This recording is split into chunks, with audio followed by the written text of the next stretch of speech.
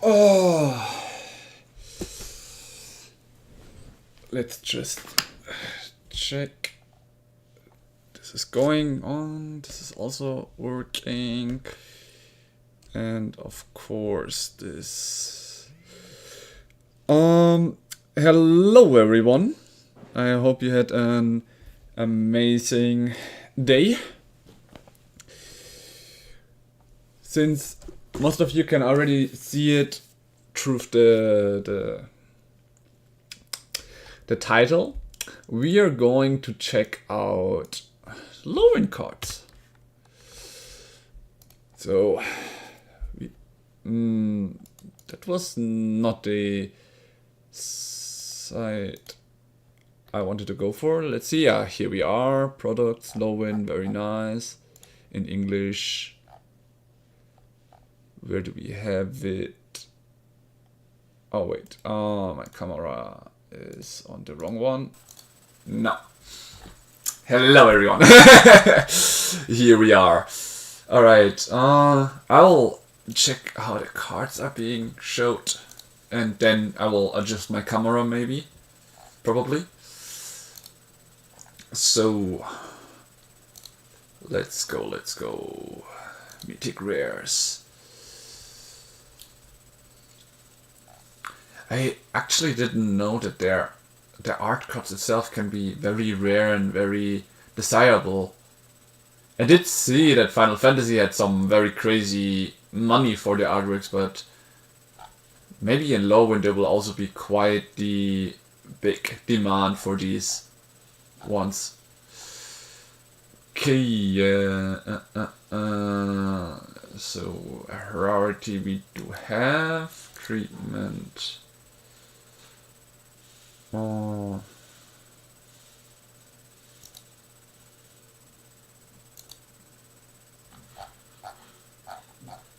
It's the special card artworks wouldn't be there. I'm just wondering, because we are not really interested in these artworks, if I can only get like the cards out. Okay, that's okay. Let's see the default, the borderless.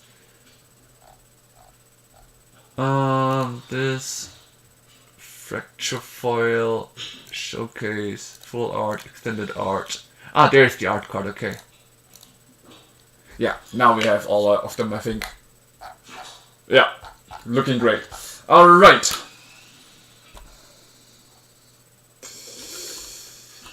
So, how and with what do we start? Today, we have in plan the so-called Lorwyn expansions. We are gonna have a look in all the mythics and rares.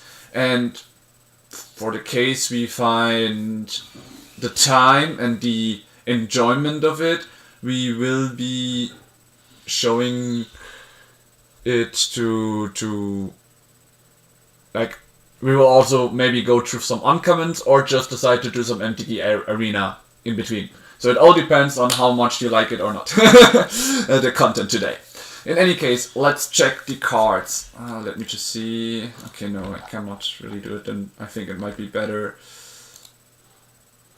if we go like this. Yeah. Not sure. Is it looking good though? Or should I zoom it in a bit more? I mean, I'm like curious if that's already good enough, or if I should just have every card single-handedly out. What would you say, Tabin?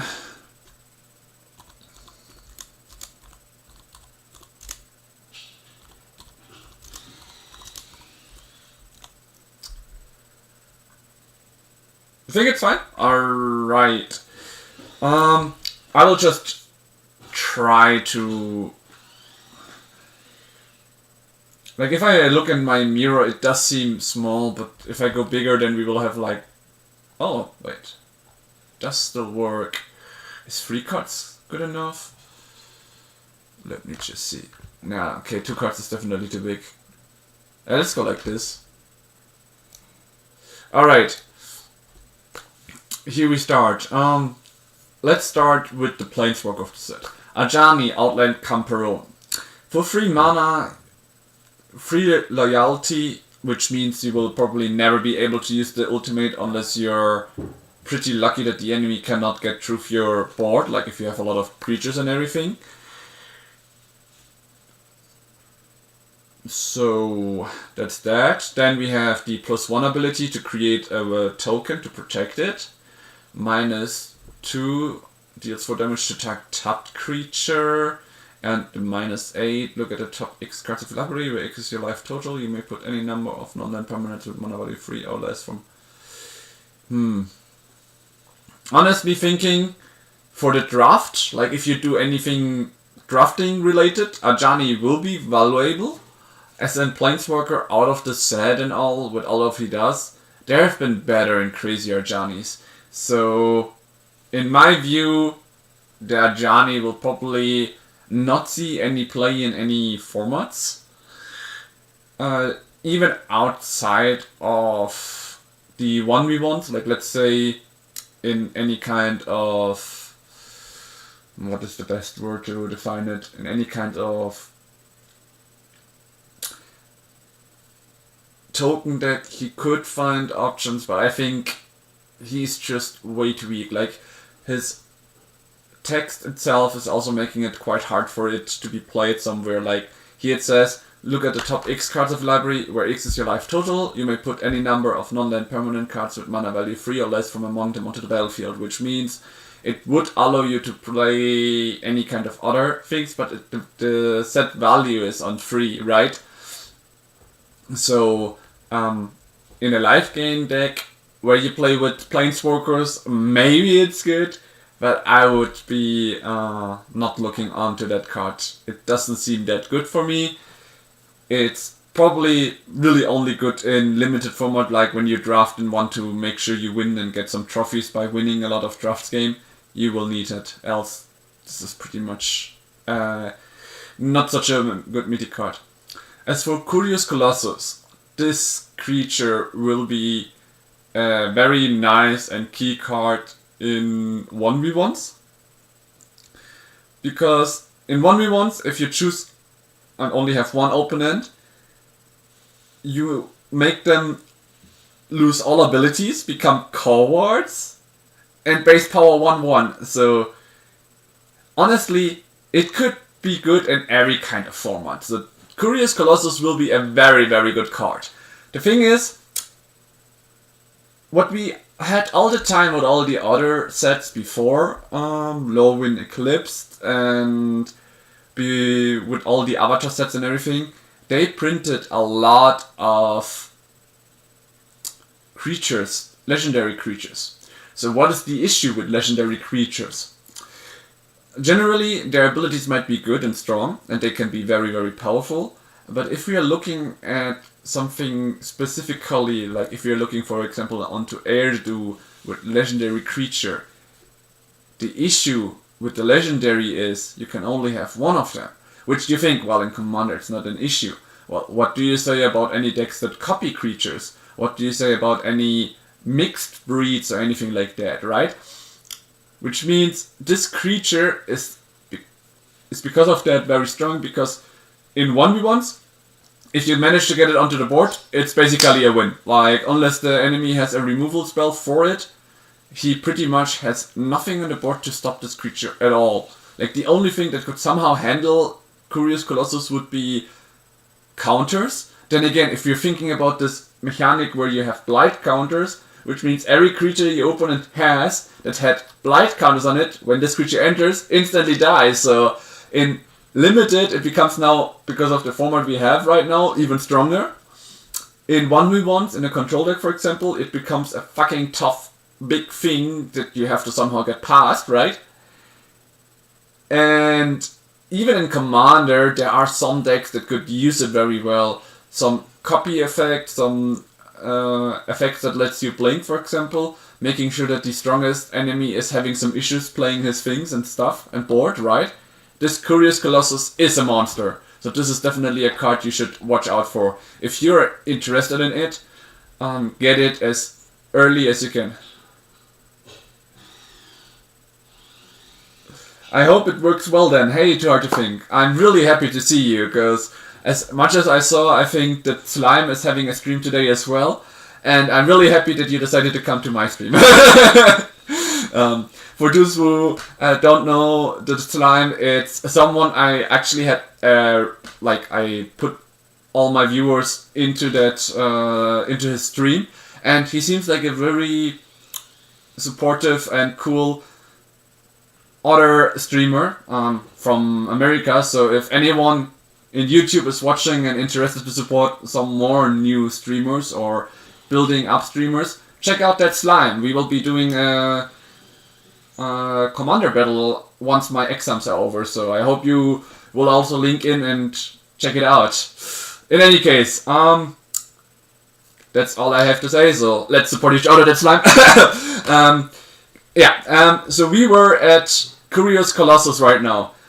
For you to think, I will also repeat it again. Curious Colossus is a monster. If you are interested in any copy decks, commander decks that you have, and you want to use it, you should keep an eye out when it comes out. The cheaper you get it, the better it will be, because this card will rise and will have a stable price. Yeah, probably. Like, once I'm done, I will probably rate him again, if I can. Like, I'm still not really 100% sure how the rating works, but as much as I know, once I end my stream, I can, like, use all my viewers to go to another streamer, right? And maybe support him.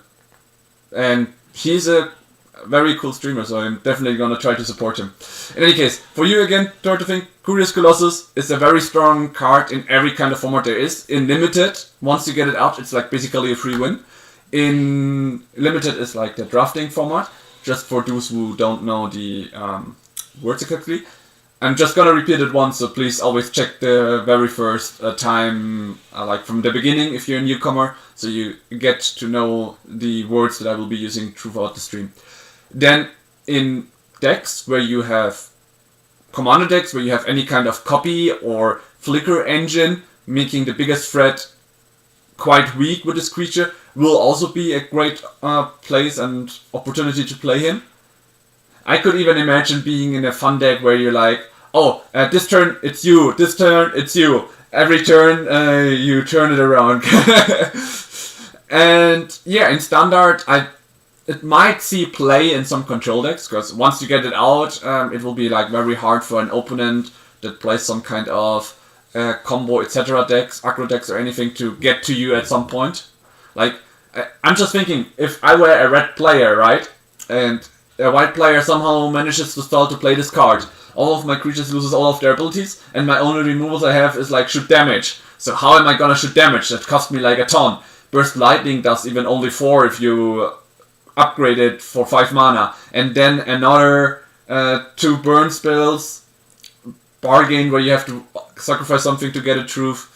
Man, this creature is so tough to get away for red, so yeah, definitely a good card. I'm gonna be curious on how to see it like in Standard, what's gonna be there. But we have already seen some kind of interesting plays with control players playing Deadly Cover Up and Sozai. Alright.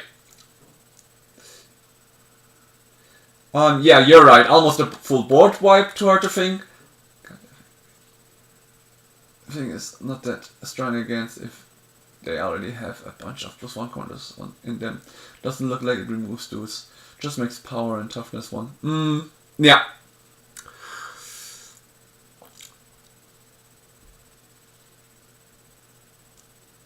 Yeah, that's why that's what I said before. That's what you kind of missed, but yeah, you're right. So against counter decks and commander, that's the only decks where they are having a better or easier time against them. Then again, the thing is, their creatures lose all abilities. So if they have creatures that always put that counter on them, they will lose that, which means they will remain on a board where if they don't have any other things like enchantments or anything else like that to enhance it, then they will be having issues. By the way, I will try to find a place where I can put my camera in, so we can like see all 3 cards very well and good things here. All right, Then we have Adu, Courier of the Dawn, and I mean, you pretty much know it yourself, but this is like the header and definitely the best card, or one of the best cards you can get. Like for any kind of commander deck, it's a banger. For this set, it's a banger. You start off with having a 5 mana 5/5 flying lifelink, so from mana value into power toughness with the stats it has, it's already decent, right? But it's a mythic, so you need to have more. And then all your creature spells have Convoke. For those who don't know, with Convoke means you're tapping it for the creatures you have. So even summoning sickness creatures can be tapped. You don't need any mana dogs anymore and any summoning sickness to have issues with. This one just gives you the mana and the things you need to make sure you get your stuff out. So for example, I have built a deck with the idea of a friend of mine, the guest you sometimes see, Max. A deck called Rocco, where the idea is to play him and get an infinity combo with having all creatures like enter the battlefield like that. With this one and then Food Chain, it would be even easier, because then I could like tap all of the creatures to play a creature from my hand, and then exile them with Food Chain to do the combo and get something else, right? And with that idea, I could get a full board out. So definitely deadly. In my soccer deck, I just looked for some decks and cards that I can add there. I do have a lot of non-creature spells there, but the idea of having all of my allies being able to be played by just tapping my allies on the field is also a great idea. And the fun part is I have a card that says whenever I cast a spell, I untap all non-land permanents, which means all my creatures untap again. And I tap them and again and they untap and everything, so that can be in cycle. And then we have the ability to like in your next main phase, so you need to make sure to protect this one for one turn. You have the black color, which means for any commander decks you build with Isilu, you will have white-black, which gives you also more colors, which would be nice. The other ability, making each other non-token creature you control, has Persist. So I mean, it says here anything anyway what Persist is, but generally it makes sure your board doesn't die, right? That's crazy good. So Persist is when your creatures die, they come back with a -1 counter, which means if the next time they die forever.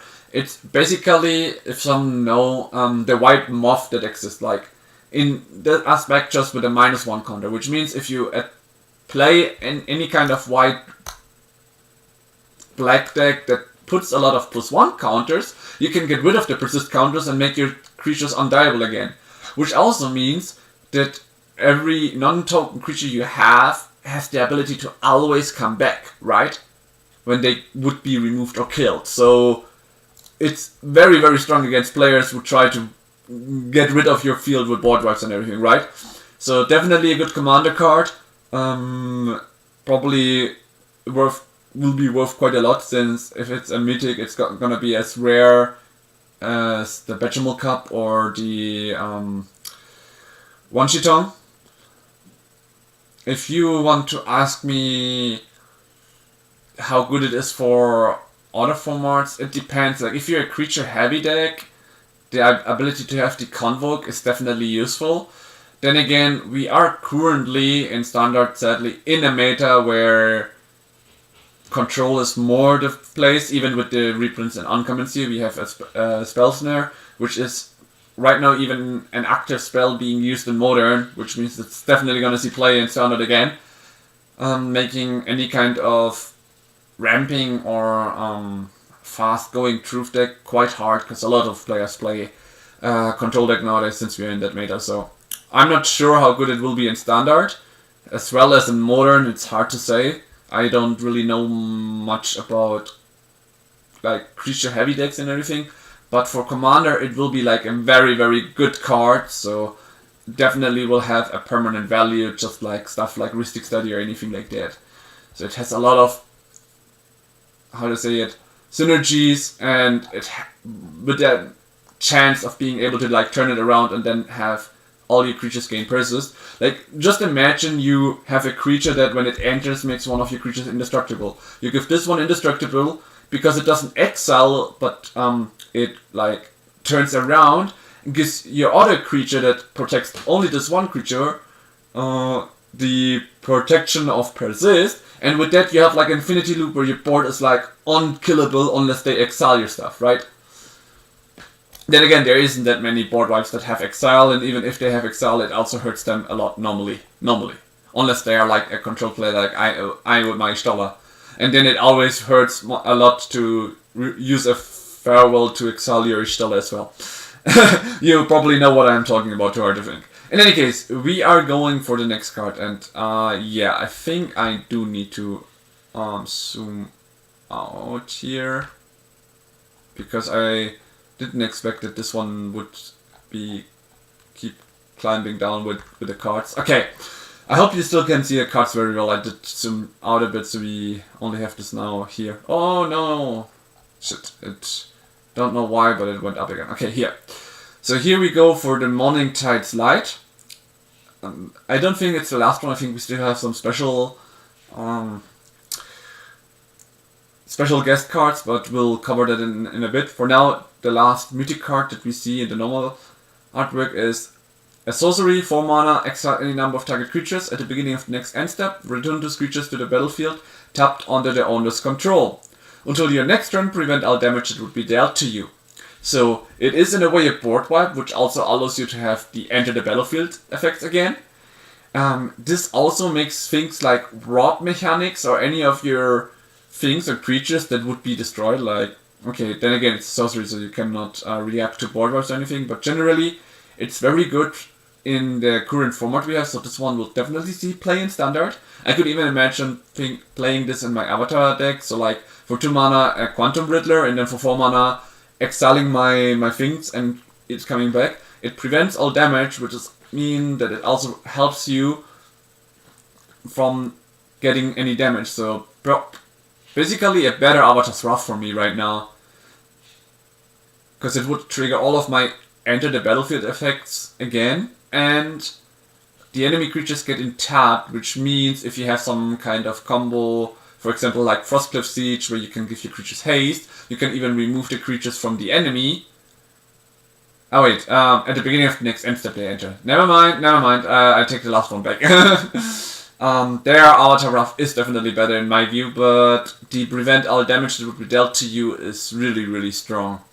Making sure that the enemy's creature, even if they could attack you, can deal 0 damage, and against red decks it's like their ability of or their strongest card, Streaming Nemesis, has been blocked, and now whites will have a card that makes them prevent all damage. Control players will have the ability to block it, so definitely a banger. Even in Commander I could see very much synergies. We were talking about ideas of like exiling and returning it, so this is a chance for you to like get it out and choose a new opponent, for example, just with the sorcery. Definitely huge banger card. Like the elemental creature card art. Wish there was more. This set felt small to me. The art reminds me of like Eldritch Horror or Cosmic Horror, and they look so nice. Different animals mixed together. Yeah, that's for example what I also liked in Avatar, that all the animals are like mixed creatures, right? So I can definitely get you. And yeah, the artwork looks amazing of these creatures. I mean, everyone has been looking for this. I have to say, for me, myself, not really that...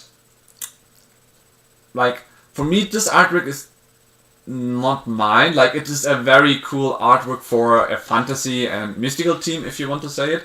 And don't get me wrong, I don't want to insult or say that the people are like very, very bad here or anything. It's just that for me, my art is not this one. I'm an anime fan, so I obviously like this artwork more. That's what I have to say.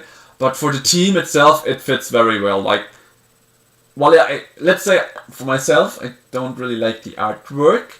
I do think that this artwork does fit the team very well. So don't get me wrong. So generally, that's why I'm like very happy that there's the anime artwork, and I'm really gonna look forward to that. And this artwork definitely also has its plus. Like, a lot of players really liked it, and I hope they will enjoy it. I'm totally fine with the normal artworks. But that's just my thing. I think this style would fit more with Boomboro or that one. Or that one that they added adventure in. Adventure. I sadly don't know the adventure artwork you're talking about, but yeah, Bloomboro. The thing is, in Bloomboro, the idea was to turn all the things we know into like animals, right? And this is more of a fantasy set, so definitely worth it. Ah, yeah. And here we also have, by the way, one of the kind of worse or bad cards. This can be a quite decent card in Commander as a board wipe, but then again, it is really, really situational. Like, it says 6 mana Convoke, which means you can cast it for cheaper. But since in this set we have a lot of tribal stuff, for those who don't know tribal means creatures that share a creature type. So we have the challenging creatures that always are all creature types, but generally tribal would be like, for example, an entire elf deck, an entire giant deck. So any tribal deck is not really affected by this card, right? Which means if you're playing a tribal deck, you definitely need a winnowing, so you can make sure that when you cast this board wipe, you make sure that you kill basically none of your creatures. Then again, if an enemy has like only dragons, not even goblins to enhance this dragons or anything, you will be fucked because you can take the board from them, right? So in Commander, it will be a weaker card, weaker board wipe. Then again, for those who want to have board wipes that doesn't affect yourself, this is definitely a good one. Since it's also for tribal decks when you play a lot of creatures, like when you have a lot of creatures, easy for you to cast. For limited, it will be bad because there will be a lot of tribal decks anyways, or the other decks are controlled last year and then it could be countered or not countered but played around with, right? So I wouldn't recommend it in limited. And for standard, it's the same issue. The idea of at one point facing someone that is a tribal makes this card just way too risky. Yeah, this fantasy alt art just reminds me of the kid books. Yeah, exactly. You know, too hard to think. I was exactly thinking like that. For those who don't know what he said, he was saying like, this fantasy alt art just reminds him of the kid books that we used to read when we were like animal characters or little kids. It looks really like those artworks, and that's why I have to say I respect that artwork. Like, don't get me wrong. Just because I say that I don't like the artwork for myself doesn't mean that it is bad. It is a cool artwork. It's just that for me, since I'm like out of the age where I read those kid books, this is why I have like this a little bit of dislike. It's just like as a child you love stuff like chicken wings or anything, and at some point you grow over them. Like you lose taste of some and find new taste. For example, I would never imagine that I would be eating so many vegetables like I am today. And as a kid, I was basically trying to avoid them as much as possible. And that's kind of the same with the money. Like, as a kid, I would have loved this artwork. As my age, it's artwork fitting the team. Don't get me wrong, but it's not my artwork. That's all that is to it. And this is more my artwork. I love the anime style. I'm an anime fan, so definitely my artwork. If it Boomboro. Yeah, now I get the idea to hard to think, and I have to agree. Yeah, it would fit Boomboro probably way more because of the animal art. Might as well put it, make it a bit more child's play. And yeah, I get your point. I agree with you to hard to think there. I really agree with you. All right. There will be also a fractured foil of winnowing, but probably not worth that much. So, as said, because this is like a very special one. If you're playing a tribal deck, it's definitely useful, but then again, you have to risk that. If it would say, because it's already like 6 mana, right? If it would say, for each player choose up to 1, this card would become way more stronger. Because for your side, you can like choose a tribal creature and have every creature be protected from your board, right? If you play channeling, even all kinds of creatures, like your entire board is protected, right? If you're playing against someone that has a lot of creatures and you say for up to 1, no creature, it would clear the entire board of him, even if they have all the same types. So that's like the difference why this card is weaker. You could make it 1 or 2 mana more expensive, but then put the ability of up to 1, and then this card would be a banger. 100%. Then again, probably not in Limited, but in Commander at least. And any other format, it could be good. It could be good. It depends on like what deck you have. As said, for Convoke, you really... Like, if you have such a spell that you could play for free, you really want to have a lot of creatures, which means either tokens or any kind of creatures that help you have more, create more. Copy creatures, for example, like that. So then we have the Idyllic Tutor. I think I don't have to say much about it. Special guest, special artwork, definitely worth a lot. Will be a hard banger. And then we have the Kinspile Cavalier. A 4 mana 2/2 that says knights you control have double strike. So definitely good in the knight deck. Since it's Kifkin, it can also be very good in Kifkin. But for 4 mana it's quite expensive. So at that point you're basically winning or want to use that to win more. So for Limited it might be very good. No, for Limited it is a good card. 4 mana 2/2 but double strike. So basically but it also gives you other knights double strike, which means in a knight deck definitely worth it. If you don't have many knights or cannot even get a lot of knights with channeling and everything, I would be careful about playing this in your Limited game. In Standard, it's probably not gonna see plays because it's a special guest and they should be not allowed in the Standard format. And in other formats, then again, like besides Commander, it is only good at night. So I would say if that was that was the last white card, I would say from white, it will be hard, but because this is the headliner, I would say this one will be the most expensive card. Then we have the Curious Colossus. No, actually the Morning Tide slide first. Like 1, 2, 3. Let me just see. 1, 2. I think the Idyllic Tutor would be on 3rd place, like right after the Morning Tide slide. And then comes the Curious Colossus, and lastly Kinspell, and the very, very last one would be the Winnowing. So from the value wise, Winnowing will be the least, and the highest one will probably be the Air2, just because it's meeting and probably hard to get, especially the special artwork. In comparison to that, the Morning Slide doesn't even have an... Oh no, the Morning Tide slide does have an artwork. Yeah. Oh yeah, and Ajani will probably be the cheapest one of all of those, because as a Planeswalker he's just way too weak. But sorry to think, you were a little bit late, so I'm not gonna cover up why Ajani is weak. I'm just gonna point out that he's late. You can maybe rewatch the YouTube video if you're interested to what I had to say about Ajani.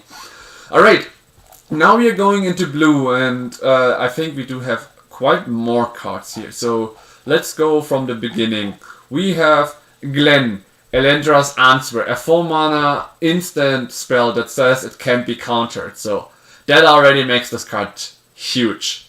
And then it says counter all spells your opponents control and all abilities your opponents control. A banger! Holy shit! Control is already being quite strong, and then they get this thing. It's crazy. Create a 1/1 blue and black fairy creature token with flying for each spell and ability countered this way. I think we found the headliner in blue. This card is gonna be such a banger. Alright, taking a little break from speaking. Always stay hydrated, guys.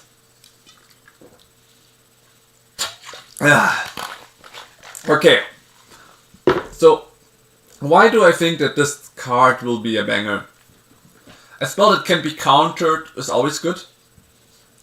It's a quite expensive counter spell though. But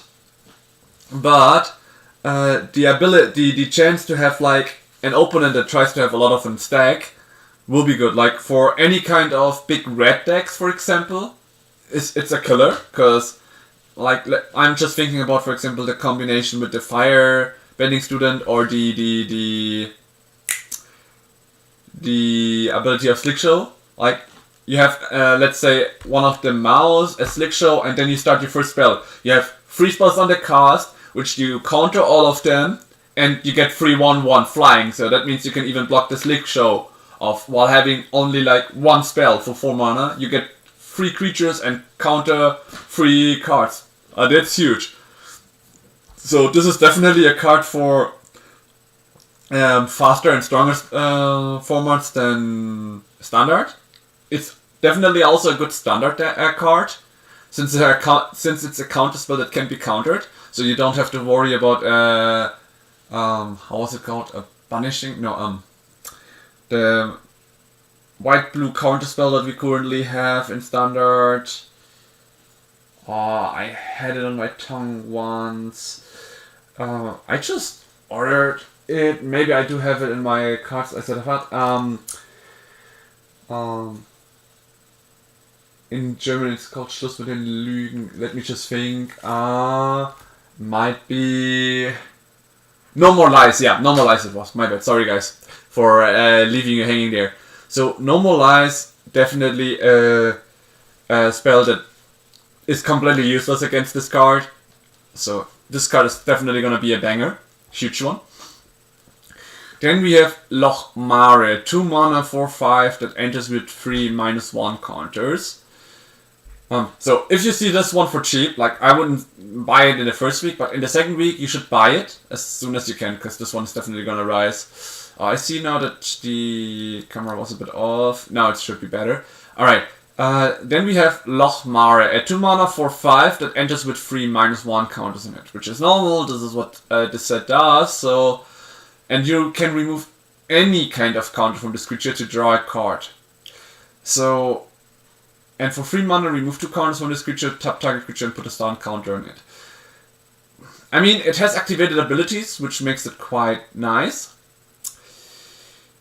The only issue is, let's say for example you play this in some kind of deck where you have Irdu as well, or you play the backside Iliu. So this is already having -1 counters, which means if it dies it's not coming back. And then the thing is, all of the abilities to remove stuff cost mana, right? The mana is not only not very cheap, like it's quite expensive, but it's also like quite hard to do. You have it come in as a 1/2, right? -3/-3, that means 1 power to toughness. And Torch the Tower, easily removed. And hell, even a stat could easily remove it. Every 1 mana removal spell that standard is playing can easily remove it. In limited, this might be hard as well to play around this creature because of the things and everything. As for standard, if you like playing a Dimir deck, there is in Avatar a 2 mana removal spell that says destroy target creature with no counters on it, or remove up to 3 counters from a creature, right? Which means for 2 mana or for 4 mana you can have a 4/5 on the field, but then again a 4/5 no abilities, and then if it had at least flying or something I would see more play, but right now it's just a 1/2 on the field. Nah, this card might be one of the worst mythics you can draw. If it will be expensive you should sell it as soon as you can. In Commander it could have opportunities if you play it in a deck with -1 counters. I currently only know 1 commander that, or 2 with a new one coming out, that works around with -1 counters. But yeah, definitely an interesting card, so keep an eye out on them. Myroform. A lot of people have been talking about. I don't know at what price this is gonna go. I do have to say this card is crazy, because you can choose all your non-lands to be copy of a permanent. Each non-permanent you control becomes a copy of non-aura permanents. It probably had to be the non-aura, because if you choose a non-aura all of your things would die, which could result in a lot of death triggers instantly. So that would make this card even more broken. But yeah, a copy of each of a non-aura card. So you can copy huge, big creatures. Like, if you're looking about this, just imagine you're playing any kind of deck where you have the Coercious Colossus, right? And you have a lot of creatures, and then you play the Mirror Form. This is why I'm saying that this card is a banger, because it doesn't have the legendary type, which means you can copy it, and then you can like choose each opponent twice, or depending on how many permanents you have, right, with this card. So, a banger card. It makes you a lot of copies, and every strong creature that doesn't have, how to say it, every creature that's very strong and doesn't have the legendary type can be chosen by this card, giving you a lot of creatures. You could also choose a very strong enchantment. Just thinking about it, someone having a plain full country and you having like thousands of permanents. Let's say you're playing blue, you can even have a lot of copies. It doesn't even say you're non-token, just say it's non-land. So you have so much cards that can turn into anything. This card will be a huge banger. I'm just not sure because of the cost and not being an Convoke spell as to how expensive it could go up to, because it's still like an expensive card in itself. But for every commander player, this is like a legendary card. As for modern, I'm not sure. There are some creatures that are good there, but currently the only blue decks I know in Modern are affinity decks, which care a lot about artifacts, but then again you don't want some of your creatures to turn into artifacts because they happen to be part of your combo. Then the other deck next to affinity would be the one with Belcher, where you also don't really care about the copy. So in Modern, there might be new decks coming out with this one, but for the current meta decks that I still know of, I mean, I haven't been playing Modern since the last big tournament that I tried to stream to you guys, I think. Or that was the first tournament I didn't stream to you guys. In any case, Modern, I don't really see the play of this card. Or maybe something new coming up, we will see. As for Limited, might be good, depending on how you build your deck. But I would say it was one of the higher tiers one, because if you want to get your value back, definitely good from the draft. If you want to have to win with this card in draft, might be harsh, because it depends on what you or the enemy have and how you can build up. Matchup wise, it might be tough, but generally it is a good card, so you should definitely draft it if you can. I mean, generally because you also get your value back, right? Then we have Oko, Lorwyn Leech. For a Planeswalker, this one is definitely strong. Like, the first two abilities that you have are very, very great for you. Like, I could even imagine playing this in my soccer deck, because it's a non-creature spell, which means I will get my first token out, and I do have some creatures that don't have the ally type, making them into allies would be very huge, and I can easily protect it. And then if you... no, damn, it has green. Never mind, I cannot put it in soccer. And then if you turn it around, you get for the -3 ability a 2 alert, which is a huge. Like, just imagine Johnny that makes +1, 1, 1. You make for -3, 2, 3, 3. So you have like, for -3 loyalty, you get 6 loyalty counters. And then when he's like low on things, in the next main phase you can like turn him again into the blue Oko to depower the enemy's creatures, or make your creatures all types. It doesn't even say until end of turn, which means you can like turn slowly one of your creatures after another to all types, right? A banger. That would also help you protect yourself against a Winnowing, for example. So it will be very hard to say which price they will have, right? But I would say, like, just from these cards alone, Lochmare will be like the least, and I would say, okay, this might be around 10, because this has a modern play potential, 10 to 15, I would say. If I had to like value and guess, this one could be around 15 to 20 even. I think it has more potential since Commander is a bigger format than Modern, so definitely more potential there.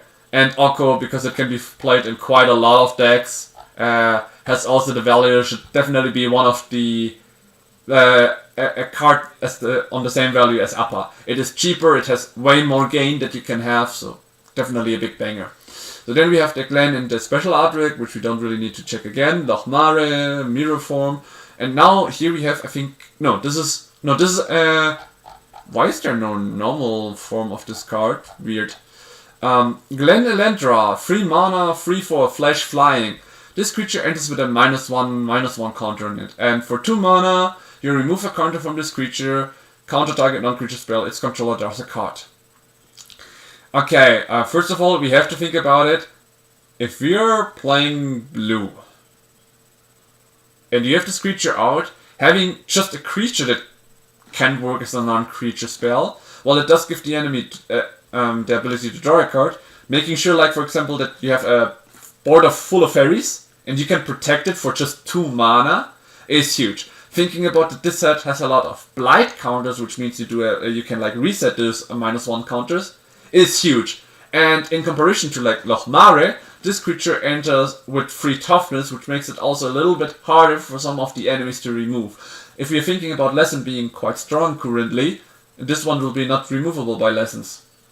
Because the Lesson spell costs 1 mana to do damage, so they would already need an Iris Demonstration, for example, or the burst, the KK ability of Firebending Lessons, so huge.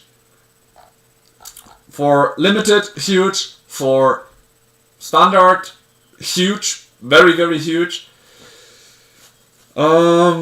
Modern, I mean, thanks to the fairy cards here, there might be a chance for fairy to come into Modern again, since they now get not only an enchantment but also a creature that creates them a lot of fairies, so it will be very interesting what Modern is gonna come up or have for differences now with all these fairies and everything.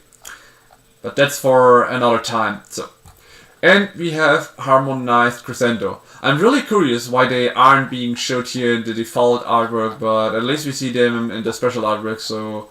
Okay, we have the 6 mana Convoke, choose a creature type, draw a card for each permanent you control of that type.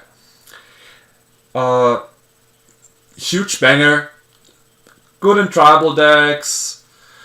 In standard, if I'm thinking about my ally deck, for example, this would be huge. I often have quite a lot of creatures because I create them with Appa, sometimes even if I don't have my Infinity combo out yet.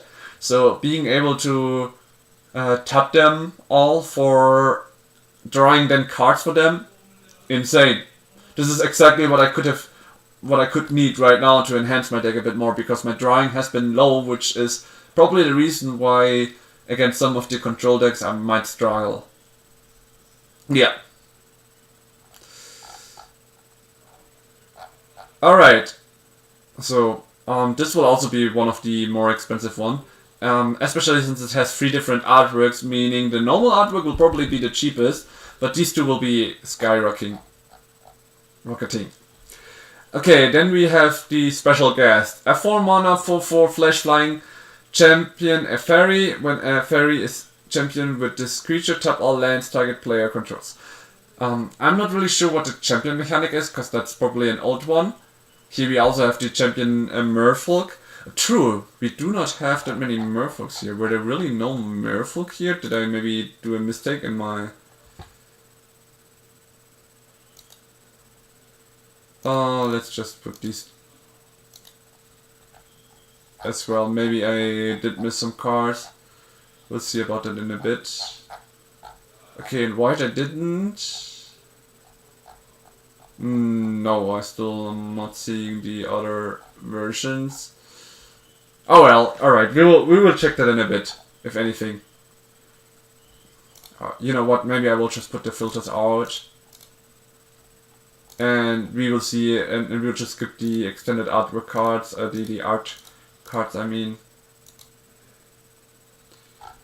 Huh? Do I still have something else? Rarity Mythic.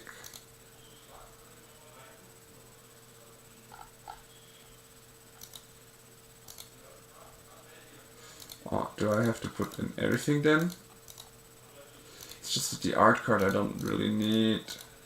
Sorry guys, I'm just checking the filters here. Oh, maybe reset filter, and now we just put here the rarity mythic. Let's see again. If we find now more, or if I was doing it fine already. Because I'm like wondering why we have the extended artwork of some cards but not normal artworks. Really confused, even though I said mythic rank here. Rarity, mythic, rare. No, it is what it is. Alright, we just keep going. At least we can see them. So if you guys know what champion as an ability does, free to do. You know what? Let's just Google it real quick. MTG champion. There we have it. So, champion is a keyword ability that allows you to upgrade one permanent into another, representing a powerful creature taking place of another to fight instead. In Lorwyn, in which it featured on a cycle of rare non-shapeshifting creature.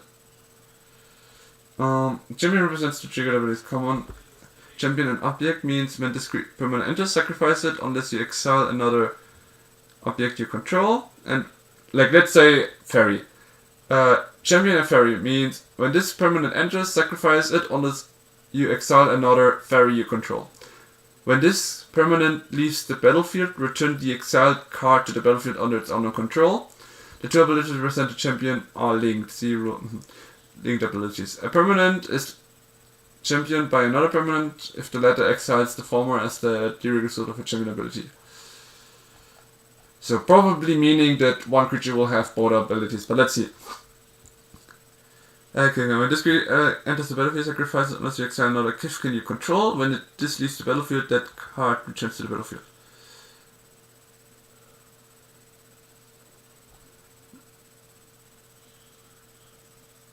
Okay, the references, but not showing what would happen if you like use this with the other one. But I guess we will see it after or in the drafts when we are playing it. So I guess we have to wait for the draft to see how the champion works and interacts.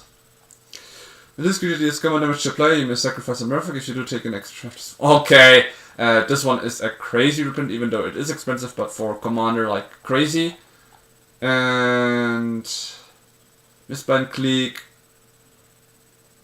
Yeah, and this one is also quite annoying. They both seem very strong. So generally, in blue I only see Loch Mare being a bad rare mythic and the rest being like super high value. So definitely recommend having an eye out for all of the blue ones if you're interested.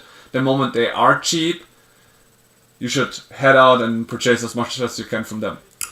Then we have the Bitterbloom Bearer. 2 mana, 2 black, flash flying, 1/1. At the beginning of your upkeep, you lose 1 life and create a 1/1 blue and black fairy creature token with flying. Which means if you play it right, you already get your token in your turn, right? Because you flash it in the enemy turn, so they only have the choice to either remove it with an instant they have in their hand, or let it pass and give you the 2 creatures. So generally it accelerates you as a fairy player. It is good in every format because if it doesn't get removed fast, it's gonna escalate real big, right? There's an enchantment that does this already from the older Lorwyn set, so which means I think the enchantment is also in here as well as a special guest. So if you're planning to build a tribal fairy deck in Commander, you're gonna be scaling double as fast as you usually do if you have both of them in your deck and are able to play them. Crazy. And the one being the craziest one is Moonshadow, a 1 mana 7/7 with menace. When it enters, it comes in with 6-1 counters, but since we have had a lot of these land things with sacrifice, for example, or mill cards, it's very, very easy to get this one faster. Like, just imagine you play this on turn 1, and in turn 2 you play, for example, there was in Bloombower a 2 mana instant or sorcery that said mill 4 cards, and then you can return one of those cards to your hand. So with that one together, you already have on the turn 2 5/5 on the field. Even the other decks together, like playing the Quantum Riddler and then splashing it takes turn 3. And you can already have it in turn 2. I think every kind of Spider-Man deck will want this creature in, right? Because it's such a very strong early card to protect you from all the aggro players, right? In a way. And so crazy. Have to say though, here I think the legs look more of like a dragon or more threatening than on the artwork. In the artwork, the feet look more of a frog creature than or more of a like funny creature than here. Like here he looks terrifying, devastating, right? And in this side he looks so fun and so funny that you can't really be scared of it. Part wise with the black layer, or how was it called in English? In German it's called Schleier. Just give me a moment.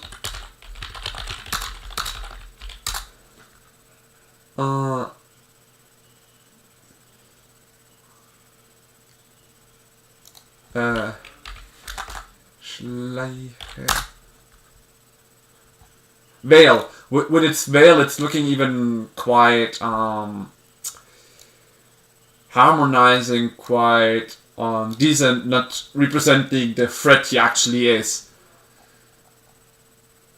Like the second reason why this is strong in any kind of control Dimir deck, for example, you can easily break through the enemies, right? So very deadly, very very dangerous. Then we have, of course, the Bitterbloom Bearer being the headliner here, or the serialized card, so don't really have to talk about this. Then we have Bloodline Binding. 8 mana Convoke, choose a creature type, return all creature cards of the chosen type from your graveyard to the battlefield. I don't really have to say why this is a banger, right? Oh, look at this anime artwork of Moonshadow. This is the one I would love to have for myself. Like, if I could draw this, oh, I would be super happy. Looks fantastic. Fantastic. Yeah, by the way, there's even an avatar card where you can remove up to 3 counters, like the upper Headless Act. So even if you just play like mono black, you can like get this one out and have a 4/4 menace on your field on turn 2, which is quite a threat. In red, when you can give it haste, it would become quite deadly as well, right? And here's a commander card in Mythic. And now in black, the commander cards are showing. Funny. Yeah, I'm just gonna check out the cards we can actually pull, so sorry about that. What? There's even a Liliana here. Put to -1/1 counter on target creature. Start target creature with a -1 counter on it. Oh! Liliana looks also crazy cool. Wow, okay. And here we have the Bitter Blossom enchantment. Here's the enchantment. Black and 1 color. At the beginning of your upkeep, you lose 1 life. And yeah. So first of all, it's Kindred for anything that says whenever you cast a fairy spell, it triggers. Then, because it's an enchantment, it's even harder for enemies to remove. So the enchantment is cool. It is not standard legal. So please keep in mind, if you see it, you cannot play it. Sorry, my hair is kinda messy. So I'm trying to like get it out. Yeah, so now I'm looking good. Now I'm looking cool. Alright. Bitterbloom, Bitter Blossom, Commander, Banger, and with the Bitterbloom Bureau, was it I think called, right? Yeah, Bitterbloom Bureau, there might even be some crazy stuff happening in Modern again. And we have another special guest in black. The Fairy Macabre, 3 mana, 2/2 flying, discard exile to 2 target cards from graveyards.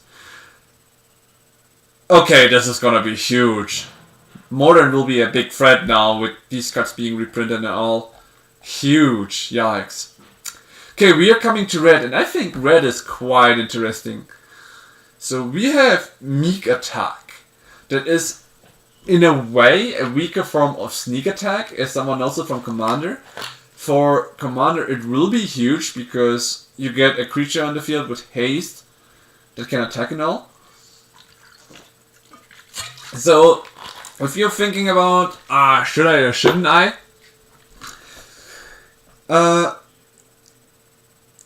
It has very good synergy with white. We talked about the Morning Tide, for example. Think about, you had sneak attack in the third turn, right? And in the fourth turn, where you have like 4 mana, you could try to sneak creatures in. The only downside is with the Morning Tide that you don't have Convoke there, sadly, on that spell itself, but once you turn to 6 or 7 mana, you can get like big blockers or big for 1 creatures easy and cheaply onto the field.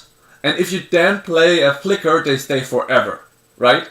So for 2 mana, you can get creatures with quite a crazy stats onto the field. With Flicker mechanics, they stay. So for Commander, definitely useful. On the other hand, because it has the reduction of being power and toughness 5 or less, it means that you have to build more around it. Then again, if I'm thinking, for example, into my creature heavy deck, if I want to play a lot of 3 mana creatures, this is my card, like this is my ramping card, right? Because for 2 mana for 4 mana I can already get 2 creatures in, which would normally take me 6 turns, right? It's kind of like the United Battlefront just for creatures. So definitely a good card.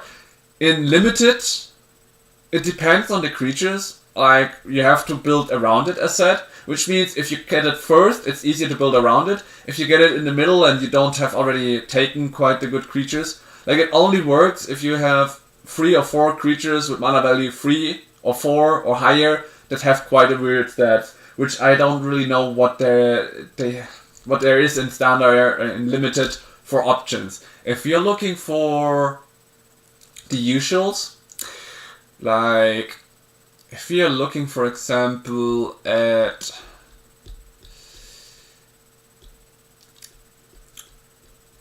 Standard itself, there are some creatures that could be worth it. I mean, some YouTubers said they are gonna play around it. I sadly do not have that much crafting materials and chances, but I will definitely see if it can be implemented into something. For Avatar, definitely not, because it's not the colors and it's just not worth putting the Aang in if you have to sacrifice it later anyways. On the other hand, being able to like get Appa in to airbend something for 2 mana, and then if you have like the dog already out, to replay that, and there are chances, but I'm not gonna experiment with it in Avatar. I have other cards that I want to check out, like the blue ones, for example. Soul Immolation, 5 mana. As an additional cost to cast the spell Blight X. X can be greater than the greatest toughness among creatures you control. So you have to understand that this card is also better if you have like multiple creatures, because they all add up to 1 value. Like, let's say you have a 1/1 and a 9/9, or let's say you play white-red, you have the 7/7 on the field and a 1/1 on the field. So your greatest toughness is 8. So you can get a maximum of 8 -1/-1 counter on 1 creature. That would probably be the 1/1. And because it says it deals X damage to each opponent and each creature they control, it deals 8 damage to all other creatures that you don't control. So your board will be fine. So if you're comparing this, for example, with the white board wipe, this is huge. It is amazing, it is great, it is big, and it doesn't affect your creatures. And the best part about it, it says to each opponent. So Commander, a banger. Limited, if you play a lot of creatures, it's nice. If you don't play a lot of creatures, do not play this board wipe. This board wipe gets weaker if you don't have creatures on the field. For Standard, because of the Blight ability, it can be good in Boros Energy, for example. It could also be good in an aggro deck because of the ability. Then again, it is a quite expensive one. In Mono Red, for example, you normally want to end the game before you even play this. or be on the latest turn for this. So we will see about it, but it could see some play in standard as well. It is huge.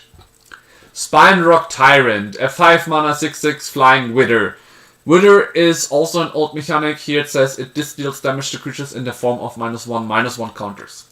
This creature is good in 1v1s because it can make all your instants and sorcery that target a single spell double their value. So it is nice. It is good. If you want to play it in some other decks, it might have issues because, like, for example, in comparison to Azula, for example, that wants to have a lot of abilities trigger, if you're trying to play a deck where you like choose your creatures to empower them,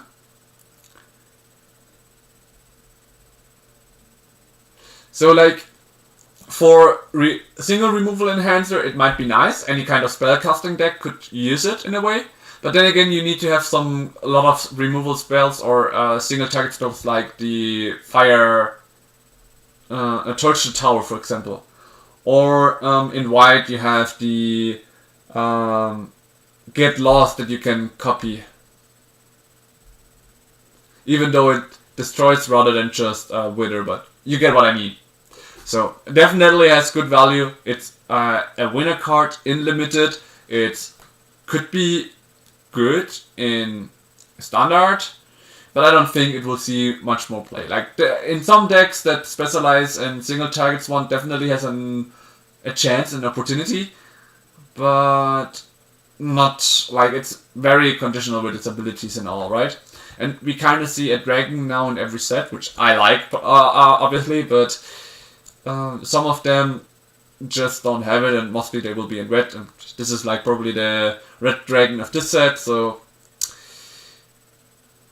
it's an interesting card to build around, but more than in 1v1 formats, and especially like in formats like standard, it might even not see that much play than the other cards. Okay, then what do we... Oh, Spine Rock. Like here, for example, I like the artwork. This artwork looks great. This is what I hope to see for the black creature, for example. A threatening artwork and skin, right? Okay, what do we have here? Collective Inferno. As this enchantment enters, choose a creature type. Double the damage all sources you control of the chosen type would deal. I don't really have to say that it's a banger. It's like a free spell for any kind of tribal deck. Huge. And god, look, this anime artwork cards of Mikata, Collective Inferno, great. Holy, I'm so... Oh, the Spine Rock Tyrant looks so cool in this artwork as well. I'm honestly not sure where the value is gonna sit, because it is still rare, but I don't think it will be much more than 10 euros. Or $10 for you to understand as well. Then we go to the special cast. 3 mana, 2/2 haste. Other goblin creatures you control have +1/+1 in haste. Okay, banger. Did we even see one of the special guests that wasn't a banger? Then we have a goblin sharpshooter, 3 mana, 1/1. This creature doesn't untap during your untap step. Whenever a creature dies, untap this creature. Tap this creature, it deals 1 damage to any target. A banger, especially with Mobilize or in Modern, because you like can kill creatures, then untap this and deal an extra damage. And since it's not legendary, it can even be copied. Oh boy, this looks devastating. Limited also, definitely a good card. Then we have, for 3 mana, Heat Shimmer. Create a token that's a copy of target creature except his haste, and at the beginning of the next end step, exile this token. Yeah, it is decent. Like, this is maybe one of the special guest cards where I have to say it is not that high value, but holy shit, everything before this already looked super crazy. Damn. Aurora Awakener, a 7 mana 7/7 trample, and when this creature enters, reveal the cards from the top of your library until you reveal X permanent cards, where X is the number of colors among permanents you control. Put any number of these permanents cards onto the battlefield, then put the rest of the revealed cards on the bottom of your library in a random order. I don't think I have to say this, but in any kind of multicolored commander deck, or especially with the cards that we saw that can put all colors onto the field in a way, like a ley line or anything like that, will have a huge value. It says permanence, which means enchantments, artifacts, everything is included, even lands. This could even I could put 2 of them rather than my Avatar Aang at the Crossroads, because I do have like 3 colors, and since it doesn't focus on the mana value, I play this when I have my dog outside and an Aang outside. I have 3 colors, I get to look at the top 3 cards, and if they're all permanents, like my enchantment or my Appa or another one, I just get 3 creatures on the field. If I airbend this creature and replay it, I can every turn get 3 cards onto the field. Or up to 3 cards onto the field, right? Banger! Even in Standard I see chances. Even though it's expensive, there are chances to get it out. In Commander, banger. In Modern and everything. Like, the issue is the color, right? The vivid. Because it says, color your lands, even if they tap for more mana, don't work. So it's definitely situational in decks, but there are very much chances. So this is probably also going to be one of the most expensive cards in the set, from my view, because, well, the Vivid is a little bit evaluating this card. The chances to get multiple cards out, like in any kind of the main decks, for example, or anything like that, makes this card a threat and a big creature to respect, right? Bloom Tender is a reprint, and that card was already a high value, so this will probably be, now that it got finally a reprint, sink a little bit. Then again, it is a mythic, it is rare, so definitely a huge and good card. Keep an eye out on it, it will be amazing. Sorry, little break. Always stay hydrated, guys, always stay hydrated. Alright, Celestial Reunion. As an additional cost to cast a spell, you may choose a creature type and behold 2 creatures of the type. Search the library for a creature card with mana value X or less. Reveal it, put it into your hand, and shuffle. If this spell's additional cost was paid and the revealed card is the chosen type, put that card into the battlefield instead of putting it into your hand.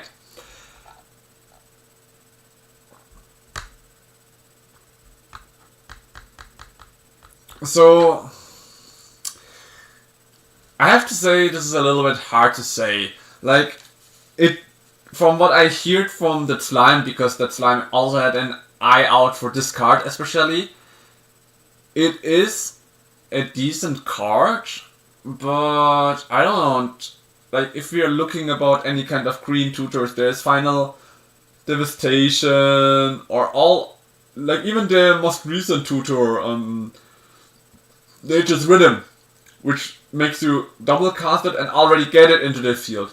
Here, you need, like, for travel, like Behold means either you have it on the field or show it up in your hand, right? The creature types. Which means you reveal already 2 cards in your hand just to be able to get the creature that you search for onto the field. It is cheap though, that I have to point out, but then again you still need the mana to play it, right? So I have to say it might be tough. It is looking nice, but I don't really see where and how it will see much play, right?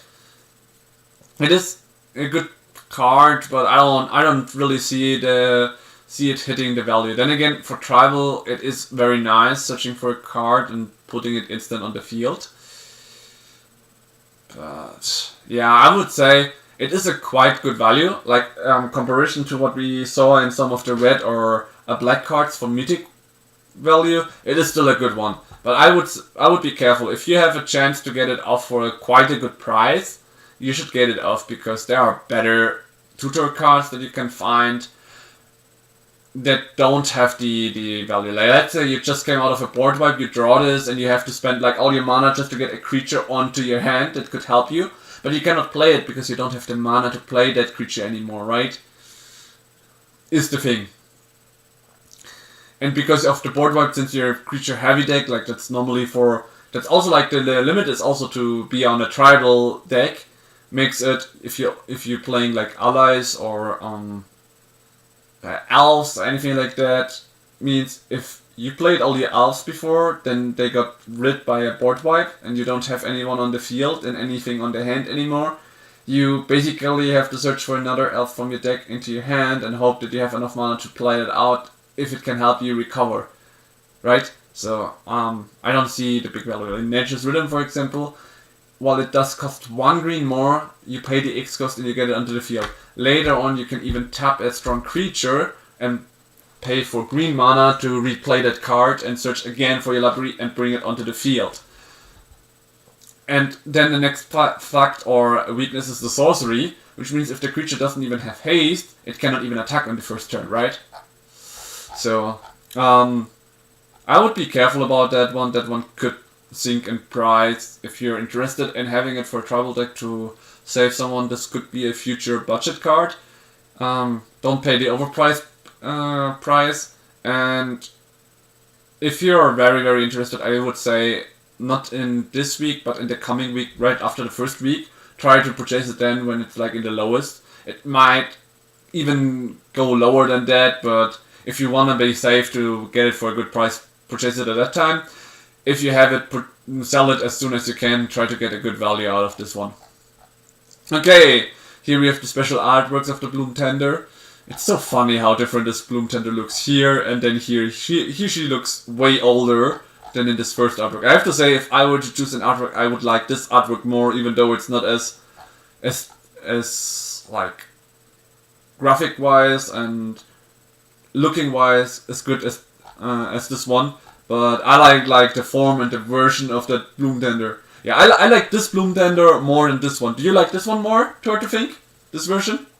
I have to say I like the other one more. Or the anime version. Oh, I love the other two one except the extended version. Yeah, I like this one or this one. This version looks so good. Good. Do we have any more? Oh yeah, there is the Selfless Save Right, which, funnily speaking, is not here normally, but it is what it is. A 5 mana 4/2 Flash Convoke. When this creature enters, choose a creature type or the permanents you control of that type gain hexproof and indestructible until the end of turn. Commander, a banger. Because it doesn't even have to be elf that you choose. And it wouldn't even be... Oh, before we move on, because it interests me.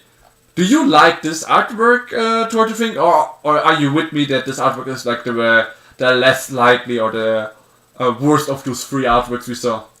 Like there is this artwork, and this artwork. This is the extended, I think, right? Fable Frame. Do you like the Fable Frame? Do you like the Showcase? Or do you like the default? Which is like your favorite, then the second favorite, and your least favorite? For me, it's Showcase first, then second default, last the Fable Frame. I'm interested how what you think, to think. Oh, but I think I'm in the minority. I think default will be the most popular, then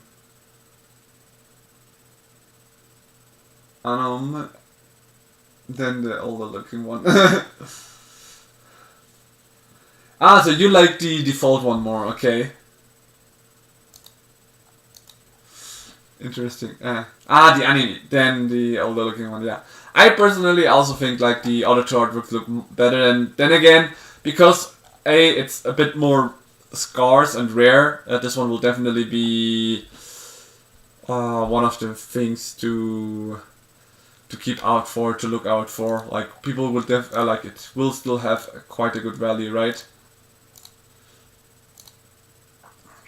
In any case, I personally, for me myself, I don't really like it, but it might be fine. Give me guys a moment. I have to block someone. Yeah, there we go. We don't want any annoying advertisements, right? All right. We keep going. We were at the Selfless Save Right. So it is a 4/2 5 mana, so the stats are not that bad, but it has Flash and Convoke. Yeah, it's alright. Don't worry about it. Sometimes you will probably not be on the phone. If you can help me out, that would be huge. But then again, I'm still thankful that you're sometimes being there and helping me moderate my stream. So thank you for that. Too hard to think. Also, the package still didn't arrive, so might be taking longer on its way back. That's also what my contact at the how is it called? At the shipping company said. So might need a bit longer to return, so I can resend it to you. Just so you know.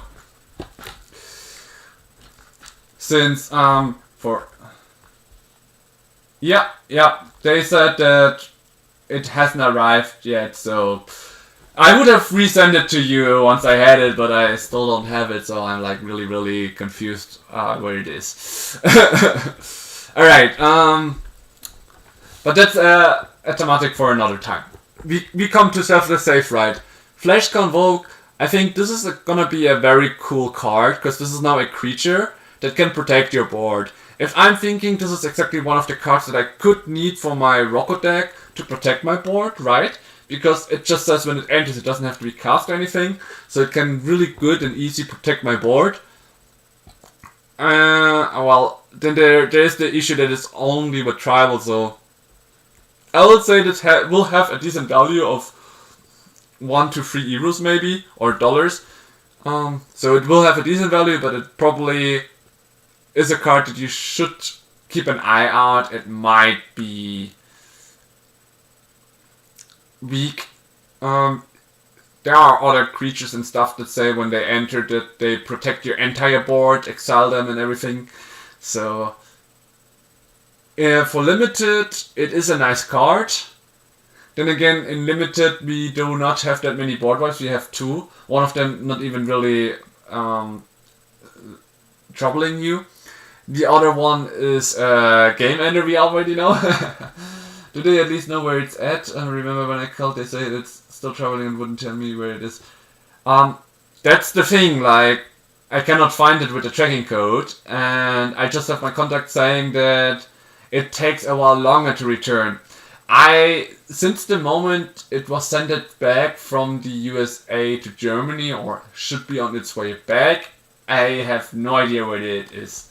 Maybe I should contact the shipment again and ask them out how to find out where the thing is, since the tracking on its way back should have a different number. But you will have to pardon me right now. I don't really have the time to really focus next to my streams and my learning for my exams that are starting this week to look around. So if you don't mind waiting till next month, around February, my exams are over, I'm gonna check where the package is and if I can track it down.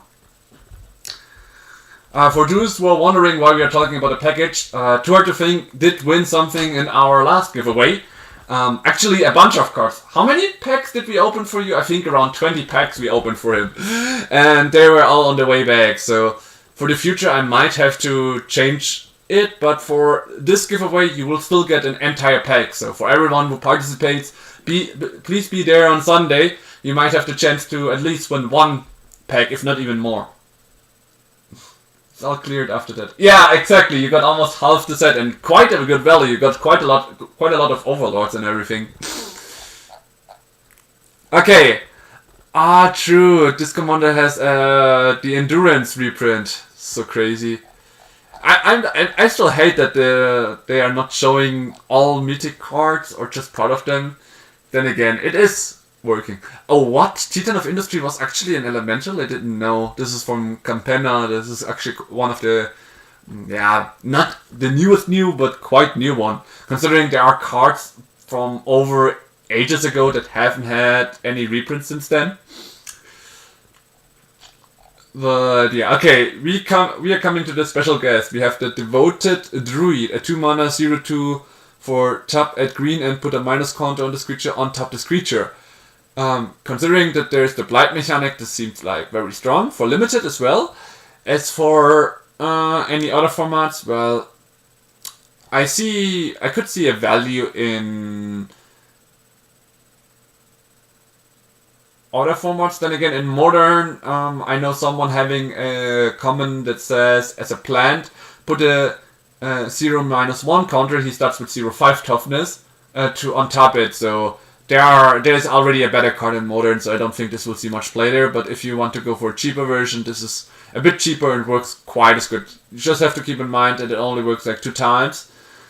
But for example, together with Agatha Soul Cauldron, it could lead up to quite some funny things. Then we have an enchantment for 1 green mana, Shroud. Put X tower counters on this enchantment at the beginning of your upkeep. If there are 100 or more tower counters on this enchantment, you win the game. What? Okay, quite a funny card, but it probably will never lead up. This should be one of the weakest and worst special guests you can draw, probably. But quite interesting if you have some kind of tokens multiplier, since it's an enchantment.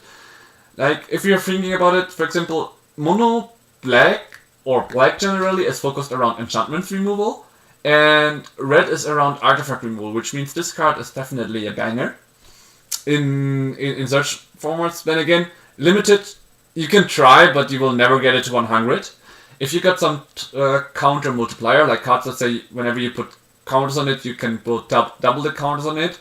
That's nice. With Proliferate, it will become a threat later on, but still 100 is very hard. We just had a Millennium Calendar that had the ability where an activate ability where you can tap and double the counters on it, which even is better and increases the chances that you manage it. Here it's like, okay, when I have 3 mana, I just put it up, and if it should get removed, you get nothing back out of it, right?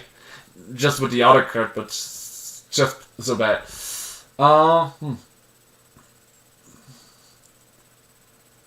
If you flicker it, you can remove the counters. True. Or a Final Fantasy card, or something, it removes 1 counter. True, or you just have it in a +1 counter deck and you create more. Yeah, okay. I am sorry, we should have maybe talked a bit more. Devoted Read is definitely a good card for Commander, my bad. I was forgetting the Commander format, like in the normal format, Limited, it's definitely a good card. In Commander, it's also a good card. It should have quite a good value, though. Definitely 5 to 10. I'm pretty sure it's quite a valuable card, so don't get me wrong. Just in Modern, it's just probably doesn't gonna see any play. That's it. Helix Binacle, as said, certain cards. This will be also one of the stinker cards from the special guest, in my view. If you have different views, please correct me. I'm free and always help. I would always think of you as being nice and helpful if you can inform me if it's good or bad. For me, it doesn't seem that good at all. And then we have the Leaf Crown Visionary at 2 green mana, pumping all of your elves, and then whenever you cast an elf spell, if you may pay 1 green. If you do, draw a card. That was, I think, from the Dominaria one, or at least there I saw it once. It's a very good elf card. So in tribal card, this is very decent because elves are already cheap and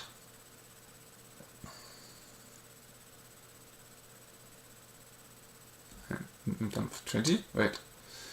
Now I am curious since you had said it. MTG Helix Pinnacle was it, I think.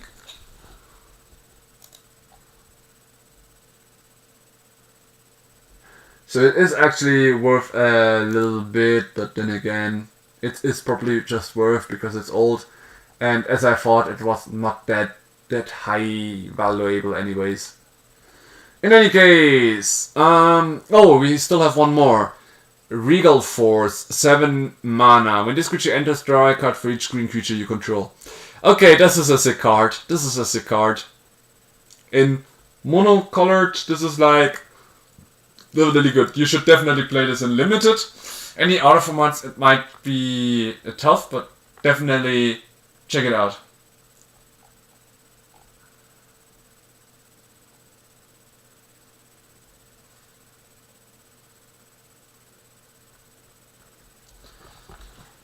Don't know if when it's double it's times 2 or it's multiplying its number, so 10x10 or 10x2. I'm not sure what you're referring to, but For Helix Pinnacle, you would need any kind of creatures that double their counter. So when you like say, I pay 5 mana, I get 10 in to help you a bit. But if you have multiple multipliers, it would help. But if you just have one, it's not really that good or worth it. Like generally, it's very, very slow in my view. Okay, and now we're finally coming to the cards that I'm most interested in. These cards have so much power. I'm already very interested. Like, if you're having an airbending deck, these cards will be crazy. Why? Because they say whenever this creature enters, if you cast any kind of the colors, you get special abilities, right? And with airbend, the thing is, you airbend it and it costs to colorless, but then again, it only counts the colors you pay. So because you then can like pay again to white or to green or to blue, you can make sure you always get the colors to create the ability again. Let's say you play Soul Cauldron and instead of ally you say elemental, then you can even choose which colors you want to play it for and get any kind of abilities. So the elementals have such a good synergy. And why do I say this is a good? Because you can pay them for like 2 mana and use any kind of airbending flash ability like Aang, Swift Savior or Appa to like flash it in, airbend that creature after its ability has resolved or is on the stack, so you get to recast it later for permanently. Just like with the Quantum Riddler, that when it enters, you airbend it and then it stays permanent. You can do that again on these creatures. Because that's like the good thing about this. In comparison to if you have like 2 legendary creatures that enter and you have to choose one, that always like goes first and doesn't even go on the stack. But because of the evoke ability, like, you may cast the spell for its evoke cost. If you do, sacrifice it when it enters, which means first it enters. That means its own ability goes on the stack when this creature enters. You get the like, here is the creature enters, then you get the creature entering ability on the stack before you sacrifice it. And because you have like these stacks, before they all resolve, you can still cast any kind of spell to do something. For example, there is a 2 mana instant that says airbend target creature. So you like play this, get your stacks, then you play the airbend spell to airbend it, and then in a later turn or in the same turn if you have the mana available, you use the remaining mana that you have to cast it again. You just need to be careful because you need to pay the colors correctly if you want the abilities to trigger. The Modern Horizon elementals were better because there you don't even have to use mana, you just can exile colors from your hand to play them. Yeah, they are huge. What was your first message though? Yeah, I don't think there's any way to end it with 1 turn unless you have like 50 treasures. Yeah, exactly. Very, very, very hard. Like as we talked about, the Helix Pinnacle, not such a good card. Sorry, I just wanted to finish it up because I saw the message from you to think quite late.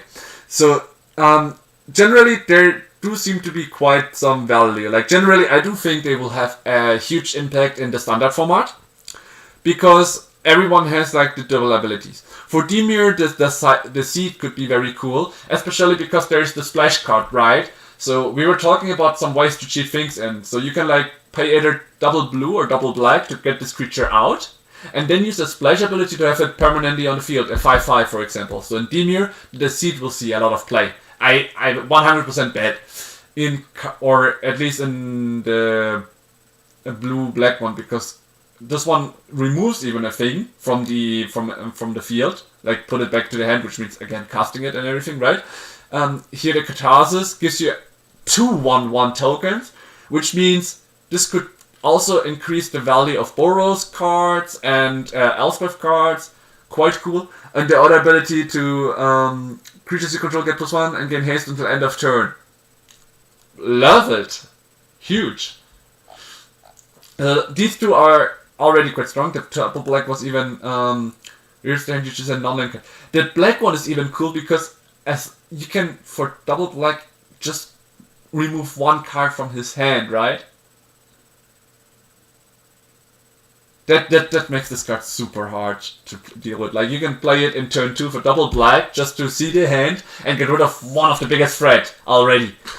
And if you later play it with splash, or that's why I'm thinking of connecting the seed and playing something like black-white, for example, just black-white would be more than enough. You evoke it for double black, and then you use the Airbender card for 2 mana to airbend it, and then replay it, and then you can get rid of 2 cards from the enemy. So any kind of control deck will love the Deceit. The Deceit is way more valuable than some people think, in my view. It has so much good synergies with the standard set we have right now out. In other formats, might be tough, because the issue is that you have to use the mana, which is quite a thing that you don't really like to do in Modern. Like, if you can get spells for free, evoke them and everything, that will be better and cooler. Alright. You know what, Turtlefink, I'm gonna join you. There will be a little break. My drink is sadly off, and we still have quite a long stream in front of us. So if you don't mind, guys, break of 5 minutes before we break down the outer elementals. Be right back.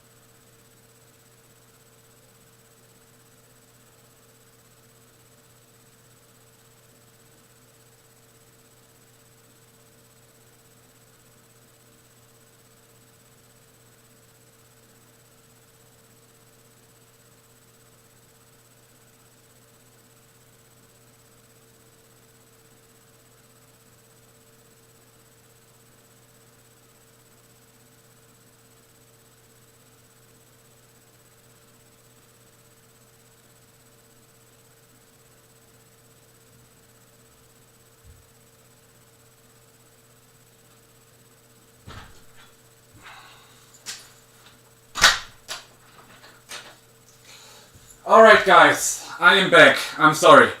While you went away, Turtlefink, I also needed a little break, right? And get something to drink for the rest of the thing. Alright.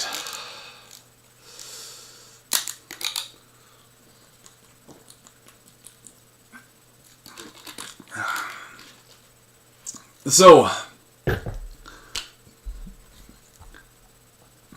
we have black and white. Yeah, we have to consider, like, here we have white and red 2 times. I think we have from every color 2 different. Like, blue has either the wishfulness or the deceit, for example. Black has emptiness and deceit as well. Vibrance is for red, and Cartesius is for red. And for green we have wistfulness and vibrance. So every kind of color has its own. If we are thinking for, like, if I'm thinking for my Ang deck, for example, I would be thinking Vibrance has an opportunity, Wistfulness has a chance to enter it, and the Deceit is, like, depending, because it returns things to the hand, right? So these 3 have options to be played in Ang, so that's why what I'm, like, thinking and considering for myself as well. To maybe edit. Why the Vibrance? Because for double green you can search for any kind of land and you gain 2 life, which can help against the red decks. Sorry, I had get something that fell down. That's why you could see me barely or badly just now.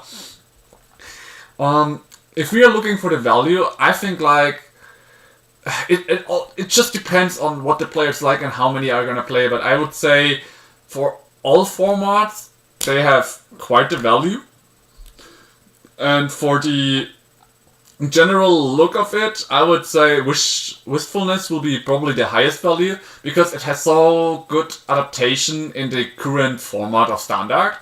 It is very good in Limited, and in all other sets it is great. It has the ability to also draw and discard, right? When it enters, the ability to destroy, not only destroy but even exile things. And it costs 2 green, for example, in comparison to the Reclamation Sage that I'm currently using, so way better. And I'm like regretting purchasing the Reclamation Sage. So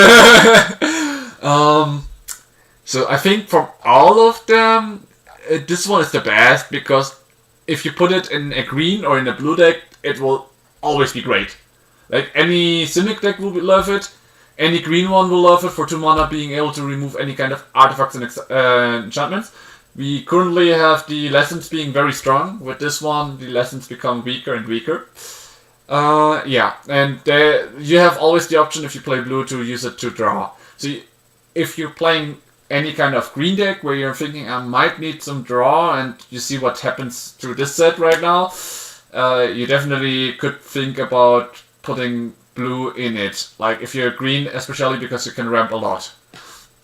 Especially now that Vibrance is here, you can like play this Vibrance thing even if it dies to get a huge value of it. If we are thinking about any of the sacrifice deck, like a black-white or black-green, for example, with Sephiroth, you also have like huge values here, because when they enter and die, they trigger your Sephiroth, giving you more drain. So I also see huge values here. So first of all, Emptiness is a huge card. You play it for 2 black mana and get rid of a creature, or you play it for 2 white to get creatures back onto the field, right? So huge cards in its colors. Commander, definitely high value. 1v1 formats has options, like in its colors, definitely, to be played and all. If you're looking for these cards, like this is definitely good for aggro decks that play the Boros colors. And even only the double red is already strong. Like you spend 2 mana and give all your creatures +1/+1 and haste, so you can start smacking. Thinking about, for example, my own red deck that I built around Firebending Ascension. They all don't have haste, and this is a creature that can give them haste for 2 mana, or if I draw it later for 6 mana to be on itself on the field, and then it says creatures you control, which means itself as well. So huge. Plus the power up can help, especially my Firebending student, to increase in power, right? But if you're looking for value, I would say this is probably the lowest one. Then comes Emptiness, because it has just a way smaller window to be used and way more, like, because the first ability is just for special decks, right? Just like this one, this is also more focused around decks. While the Seed, Wishfulness and Vibrance can be put in any deck. Like Vibrance, it's a good land searching deck, and the upper ability is good in any deck that uses green and red, right? Because you get like a lightning bolt for 2 mana on a creature. Or you get the gain to life, search for any kind of land card. So it has quite an ability to be used. So I think these 2 will be like the most expensive one. And this one right after them, because in Dimir it has so many options. Like thinking about the current sets, all of the discarding abilities you currently have either restrictions or cost you life. Like Duress can only get non-creature, non-land cards, and then there is the Intimidation tactics that only can get creature cards, right? This one can let you choose any non-land card, which is great. This is exactly what you want nowadays. And because it has the blue combination, it can even get the ability to be splashed in or anything like that to stay as a 5/5 on the field forever, right? From the stats itself. And for all others, the biggest stats and the biggest usage is wistfulness, because in any green-blue deck, as we talked about before, it has value. So this is probably the highest value one. And then we have these special artworks from them. And look, too hard to think, this is an artwork. Not... Where is it? Not... These ones. Not these ones, but this one. This is the artwork that I'm looking for. Look at this deceit. Look at this catharsis. The emptiness. Oh, what the heck. Vibrance looks like a complete different creature. So funny. Yeah, I love their new artworks. Like, look at these artworks. Oh, amazing. I really like them. I have to say though, I feel like Vibrance and Wishfulness look better in the normal artwork. Like, here I like the Wishfulness more, because in this one, like, for example, the creature that is, or the version that he uses, in real life is a very small and cute creature, right? So I like this version good, and I was hoping that they would kinda use it to draw it more cute, but this looks a little bit forced. And the Vibrance looking like a completely different creature is also so weird, right? It's sad that they removed the cuteness, but still like it. Yeah, like it's still looking cool, but I personally, if I had to choose, I would probably take this one over this one. Because it looks cute, right? The doggy. I love dogs after all, right? I'm a dog person. And this one also, like, these two look cuter in these fonts, which is why I would prefer them over the extended artwork. Still, they look insane, and I would still love to get them. And here we see all the multicolored commander and some commander reprint cards. As said, not gonna really look into them, because that's not our thing to check for. 1 mana, 1/1 hexproof creature. I mean, I did see some of these cards being crafted by that slime, so quite interesting. Oh, I'm also surprised. Wait, no way! The Chronicle of Victory is already getting a reprint in the normal set. Oh, that's huge. Here, and that's just a creature type. Creatures you control of the chosen type get. Ah no, that's a different thing. I thought the Chimmel in the Inner Sun was in this set, but no, that's just in a commander one. Then I haven't said anything. Creatures you control of the chosen type get +2/+2 first strike and trample. Whenever you cast a spell of the chosen type, draw a card. Okay, if I get that, this definitely goes into my other deck. So like, this value of Chronicle of Victory is definitely huge. It does cost a lot, but the ability is definitely worth it. Giving you the chance to draw in any kind of tribal cards is huge. It gives you a trample, which is very good in most of the decks, because tribal normally don't have them. And then +2/+2 and first strike, making your creatures almost not being able to get killed, right? So very, very, very sick, this card. Definitely a huge value. And here we have some special guests and a reprint of this one in another one. So we have prevent all combat damage that would be dealt to attacking creatures you control. A huge artifact. Then we have Door of Destinies. Choose a creature type. When you cast a spell of the chosen creature, put a charge card on this artifact. Creatures you control. Wow. The Door of Destinies is also looking huge. Painter Servant. I have already talked with the slime even today about it. He says next week he's probably gonna build a deck around the Painter Servant when he gets it from like the release to play it, to draft it and everything. For my drafts in MTG Arena you have to wait until later. But the Painter Servant, like generally I'm not a brawl player, so I'm not gonna be able to show you some kind of cool techniques with this yet, but once I have them as cards and build them into some commander decks, I can definitely tell you which is good. Like, if I'm thinking about, for example, I have an artifact deck which I have been experimenting with a bit, and I have been thinking about turning it more into an just like the basic old non-colored artifacts. But then putting in some cards like white to gain some more life would be useful. I am thinking about having my commander Stoller in 2 decks, like an artifact version and the instant sorcery one that most of you already know. And that's where I'm like thinking the Painter Servant could match up good to give it the white, and then being able to have all my white spells to trigger, but white spells again live to trigger, right? As for the 1000-year elixir, you may activate abilities of creatures you control as tough. This creatures that haste is huge.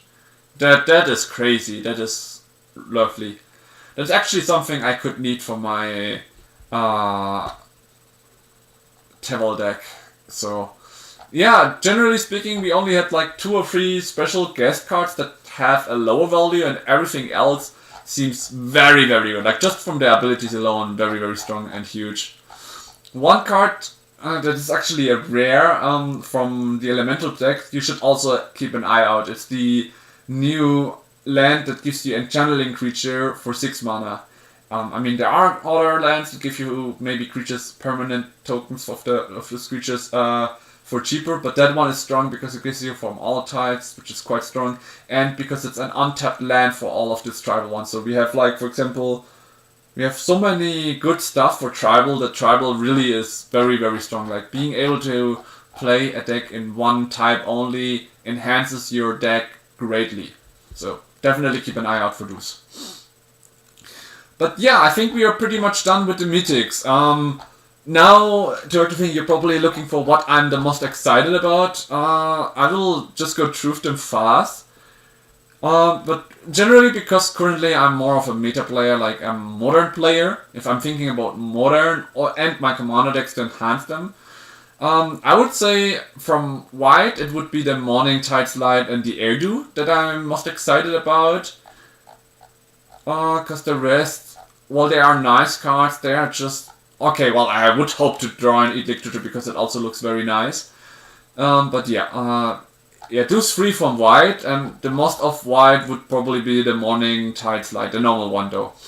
I like the ability to flicker things. I already had an Elish Norn deck. I had to de-build it because it didn't go that well. But generally, I still like the idea of flickering. I do know and see what else I can play and do around with the Morning Tides Light. So this is one of the cards I'm most excited about from white because it has so much things you can do with it.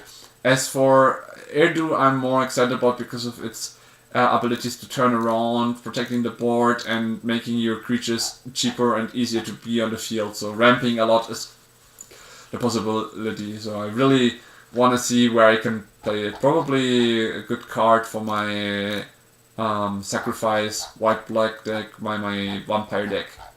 Alright, from blue it's definitely I like the Okko or the Glen Elendra's Answer. Like these 2 I'm pretty much excited about. Even though the mirror form is also nice to be able to play around with. That is just not my style, not really. I mean, it could be good in my artifact deck, since there I have one of my winning conditions being having a lot of copies of one card. But generally, I like the idea of Glen Elendra's Answer, so definitely looking out for the Glen there. And I'm very interested on the Harmonized Crescendo, because that's also a very nice card. But I think the most interesting card here is the counterspell here, because it's such a nice looking card. From black, definitely the Moon Shadow. Like I'm also, I already have the a landfall deck being built, and this is just matching that deck perfectly. It matches what it wants to do. It can be a very good 1-drop on the field that helps me a lot, so definitely looking out for this one a lot. Yep, really, really looking out for the Moon Shadow here.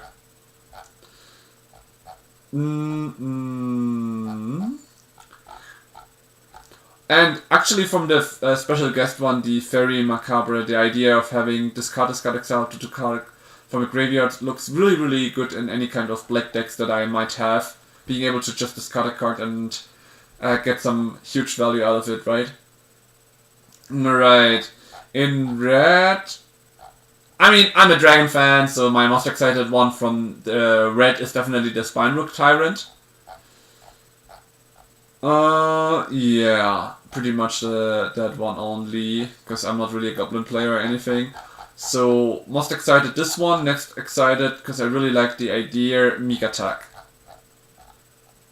Like, I have to say, I really got hooked up on it after I watched a video of the YouTuber, Seth Prada, I think here it says, hello, better known as Seth Prada, which is kind of special decks and everything, and the explanation he gave about what you can get and out or build around this Meek Attack made it really interesting for me. So, the Dragon and then the Meek Attack. For green, it's definitely the Aurora Awakener. I think from all the cards that come out, this one seems the most fun for me, and working with a lot of my decks as well. So, generally, really looking forward to this guy. The Aurora Awakener.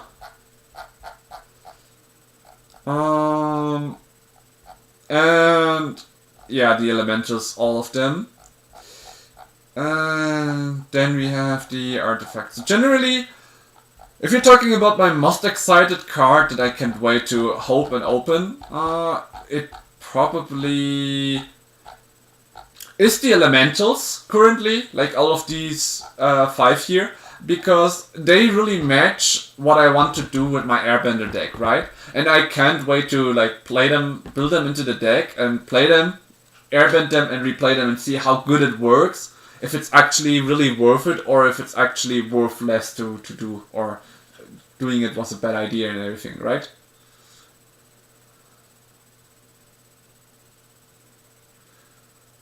The 3-color legendary that steals card. Not sure which one you mean.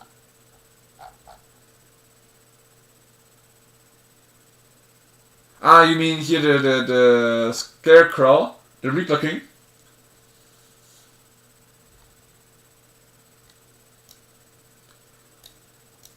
Don't you think, do you mean the Reaper King here?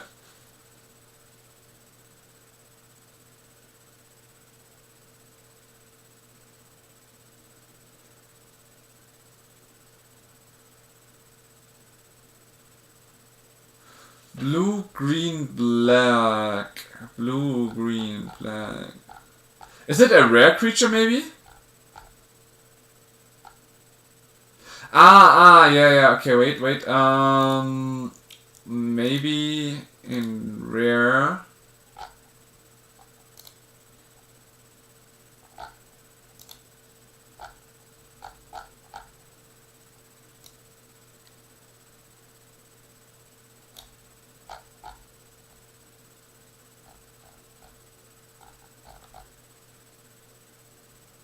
Oh, Gliza also has a reprint here. Ah, yeah, here, Hapatara. This is the other card that I have thought of with Blight counts and everything. I knew it had an option, and here it is. Right. Just looking where we have.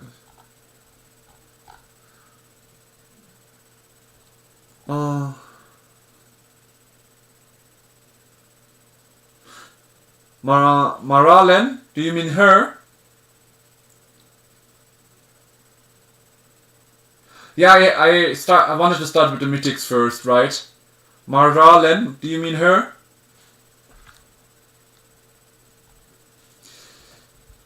She didn't get a special artwork? I think she did.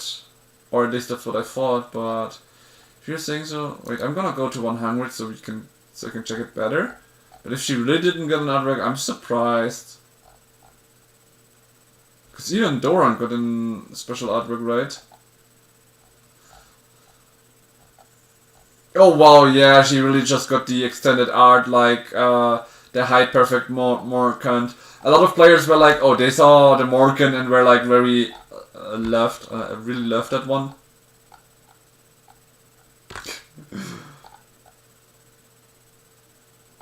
Yeah, like even the rares here, for example, are looking really great. Some of them, like for example, if I'm looking at Abigail, just thinking about playing this one and giving one of your good 2 or 3 drops a lot of stuff like first strike life, flying first strike lifelink and just ignoring the other thing. So I was like, how come these 2 didn't get altered? Yeah, I don't know. Like they're most loved ones. Look at this, 4 mana, 4/4 that says when this one or another elf you control enters, each opponent blights 1. And then proliferate. Oh, this is looking so deadly.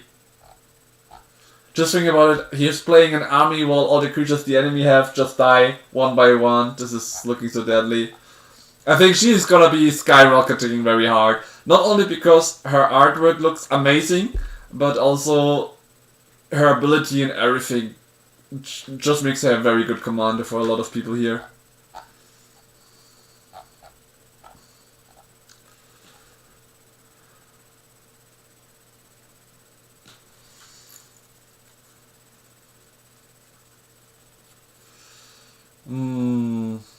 Or, oh, I really like the Shadow Urchin. That's also like such a strong card where the altered artwork should have been made as well. And this creature attacks Blight 1, and when a creature you control with any kind of counters dies, exile that many cards from the top of your library until the next end step you may play these cards. This is like giving red card advantage again. I think I saw she has an infinite. You can go and discard price went up. Yeah,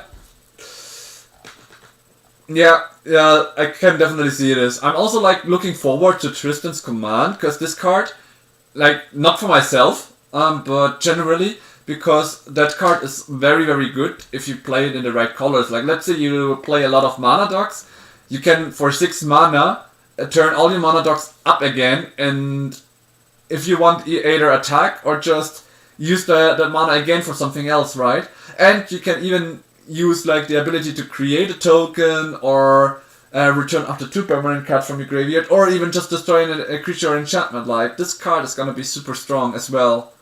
Not sure if it will be played in standard, but in other formats and definitely in Commander it will be a huge card, especially because it's also a Kindred spell. Like generally also the idea to reprint Kindred on some of these cards is also very, very crazy.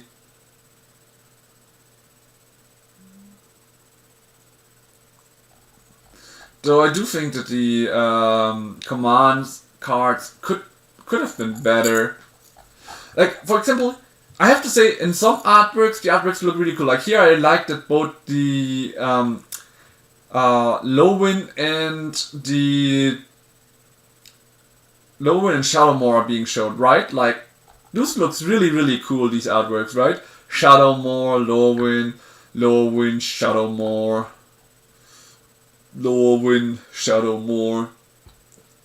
That really, really hypes me about these command cards. But then again, if you're looking about the abilities of these command cards, they aren't really that good. Like especially that they are really good in their kind, but in other kinds they're just meh.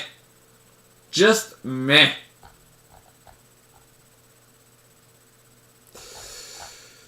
But we can check out the rares. I haven't really checked the rares anyway, so might as well go through them as well, right? And finish up thing. So there are some rares that are cheap. For example, the Adept Water Shaper is definitely one of the weaker cards. Yeah, the tree can be good, but the thing is, it's also like a 4 mana dog, or mana ramp. You normally want mana ramps being cheap, right? You don't want them being too expensive. So, if I'm thinking about it, for example, for my dragon decks or something, if I cannot play something on turn 2, I'm gonna miss so much on tempo on the commander board. So if you're talking about commander, it's definitely a good ramping spell for later on because of its other abilities. But the main ability of ramping, you want to have it on low drops, so you don't miss on tempo. That's also why they say that the elemental deck is a little bit weaker than the blight deck, because it starts with a lot of free color lands. They all enter tapped, so it's like very slow. You play like almost every turn a tapped land just to have more color abilities, right? Makes the elemental deck so much weaker. Generally, I mean, there's a lot of rares, and some people did it through multiple videos, so I'm not sure if you want to go through all of them. I would just point out the cool rares that I'm looking out for, And third thing, if you find any rare that you want to point out or anything, then leave me up. Generally, I think the Kinskar Sentry is a good one, because this one is very good in any kind of a lot of creatures. So if you guys are looking for a very powerful creature in any kind of a lot of creatures, like token creatures, or just a deck that's built to get many and get strong, this one is good. Not only because it's for 2 mana, a 2/2 with first strike and lifelink, which means it's quite hard to fight, but also whenever this creature attacks, you may put a creature card with mana value X or less from your hand onto the battlefield. Tapped and attacking, where X is the number of attacking creatures you control. So the more creatures you have, the easier things you can get out. So definitely a strong card, and it's definitely something to watch out for. I also like Reese because of the ability to make you being able to remove any kind of counters, right? And then when it enters, another target creature you control gains persist, which means you can protect one of your creatures. While it re-enters with its thing, it has so much value in my Ang deck, for example, because I can like airbend this and replay it because of its flash ability at any point to protect my board. So it could be very, very good and a good addition for my deck to protect my stuff. So that's why I'm also really, really looking out for this. So this is like the one I'm looking the most out for of white, I think, for now, because I'm really, really interested. Now I know why some cards weren't showed only in altered art, because they were rares, but the extended artworks or anything make the cards mythic rare or that much more scarce and that much more valuable. Now we see why winnowing the normal artwork wasn't showed. Yeah. Okay, I think that was everything from the cool, interesting cards. I mean, there is definitely some good things and value in the commander decks, but we are just looking at the normal set, so keep that. I hope you guys can also keep that in mind. All right. As for Merfolks, I don't know. Wait, what was this one? This is also not such a strong card. So in blue, it's definitely Glenn, which we already talked from before. And Harmonized Crescendo. For me, myself, what I'm looking out for, I think from blue, it's definitely Glen Elentra. Then again, I don't really plan to build any fairy deck, so not for me, but if you're building fairy, you should look out for Glen. The Rhyme Farmer talk, let me just check again. When this enters, choose a creature. Whenever permanently control of the chosen type enters, but a charge card this artifact, remove 3 charge. Whenever you cast your next instance of substitute, copy it. Yeah, okay, this one, the Rhymefire Talk is also something I'm looking out for, because this could be very, very great in my soccer deck. I'm really, really looking forward to this one. For myself, and yeah. This is good. What could also be good would be a Seek, probably, if you want to know what's good. Thunderflock is different because it is a board wipe in Elementals, but it is also expensive, so I'm not really sure what to say about this card, because I'm not really looking out for the Elementals myself, right? I'm just looking out for stuff that I enjoy and want to play myself. And that's not really one of them. Alright. Oh wow, there are like 4 different artworks of Harmonized Crescendo. Oh, and also from some other cards. Okay, so from blue, it's definitely like generally as a good card, Glen. For me, it's really the Rhymefire Torque, because I'm looking out for it for my soccer deck, right? So definitely keep an eye out on those, if you're also interested. So here we have the return all cards from one creature type. The Downheart Descendant, that was Blight, and then during your turn you may cast a creature spell from among cards you own exiled with this creature by removing 3 controls from among creatures you control.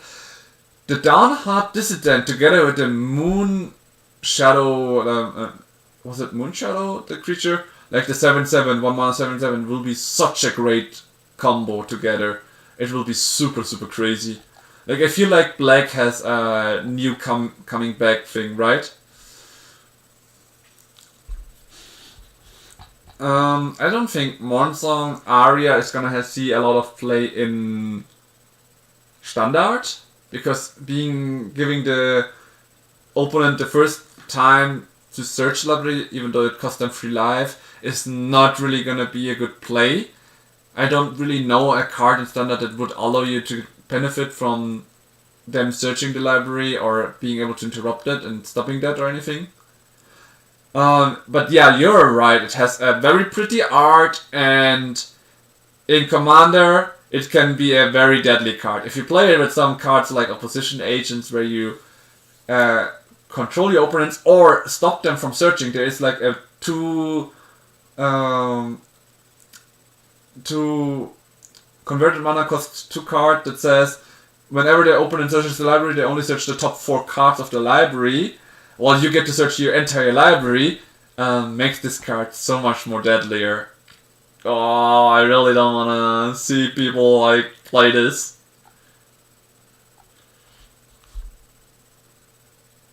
Yeah.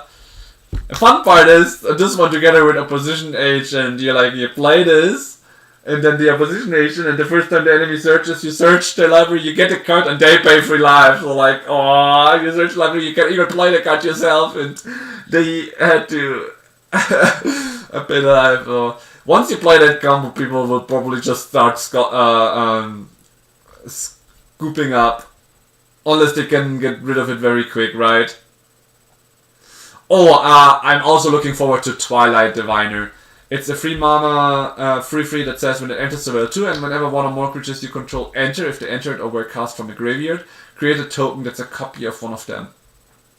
This is so huge. You can only do that once per turn, but the ability is super huge. I can't wait.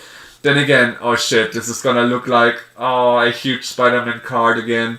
I really can't. Like, the Superior Spider-Man deck already is using, some of them using the Terror of the Peaks, where they put it into the graveyard, play it, and then burn you to death when they all enter, right? Being able to copy one of them, making sure that it's, for example, the Terror of the Peaks, is like I mean, Terror of the Peaks should normally be already an instant win, but together with her, looking very deadly. And I'm looking forward to play this in my Tevel deck as well. There are so many really, really cool cards that I really wish to add in any of my decks, so... And here we see the artworks. So here, for example, I have to say, I really like the Twilight Diviner artwork here, though. I'm not sure why, but from all these kind of artworks, I have to say, the Dragon and the Twilight Diviner somehow catched me. But the others didn't really. One card when your opponent searches the library. Or wait a second. Let me just. It's a white card as much as I remember, but give me a moment. I'm not sure if I have it in my things here or not.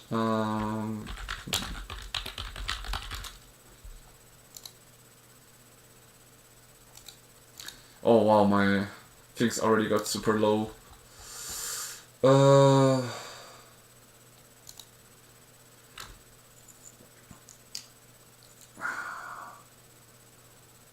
You know what, I'm just gonna search it in my thing. If you don't mind waiting for a moment, I'm gonna check my collection.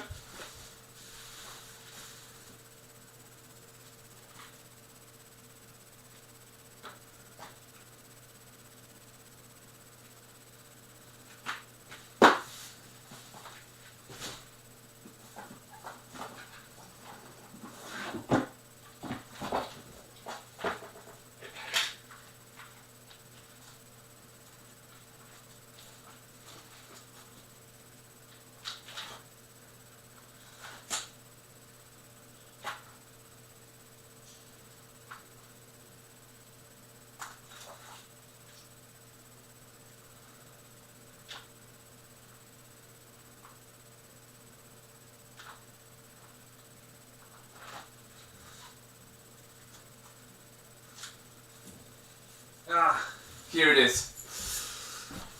Here it is. Sorry, it took me a while. Aven Mind Sensor. This one. I will type you the name one moment. Even Mind Sensor. It is a 3 mana, sorry, not 2 mana, 3 mana card with flash flying, 2/1. If an opponent would search the library, that player searches the top 4 cards of that library instead. Which means they can still, because of that, draw a card and lose 3 life in response. But you yourself are not blocked, which means once you play this card, everyone only searches the top 4, while you search your library every turn. Which means they have to remove that as soon as possible. And, oh wow, they can't even gain life, this is dreadful.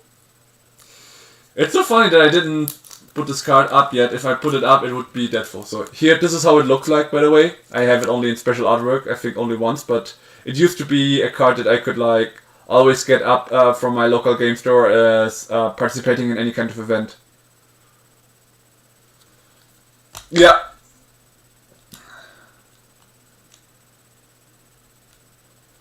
Yeah, definitely. Or the worst one that you really shouldn't do unless you're playing in a higher table is Opposition Agent with a Mornsong Aria.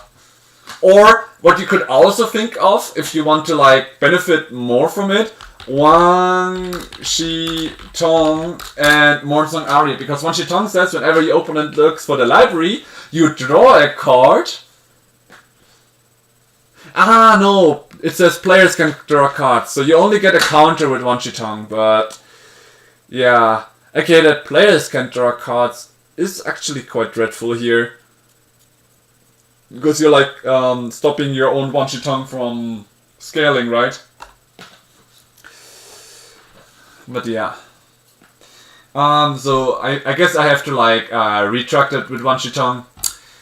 And I think there are many more cards that do something with like opponents can search the libraries or anything like that, which means there are many cards. Like if you're looking for it, here card database, advanced search texts, opponents can search library, and commander.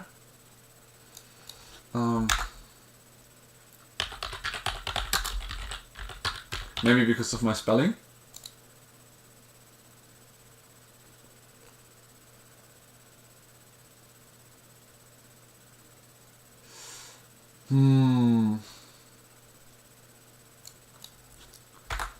Library. Maybe I'm writing library wrong. Yeah. I mean, since we are in black, exactly include. Here we have it.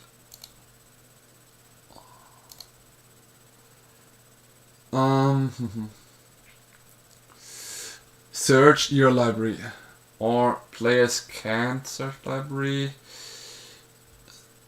Can cause their controller to search the library. Yeah, here for example, Ashiok. I think I even got that one for spells and abilities your opponents control can cause their controller to search their library. So here's even a planeswalker that blocks that. Yikes. So there should be way more things to specifically the opponent's control. Only your opponents. Never mind, that one doesn't work either. You need to do something that says abilities can't make them search the library or anything, because it's your ability, so even if you play that one, it still will trigger. Black what's the top 4 cards?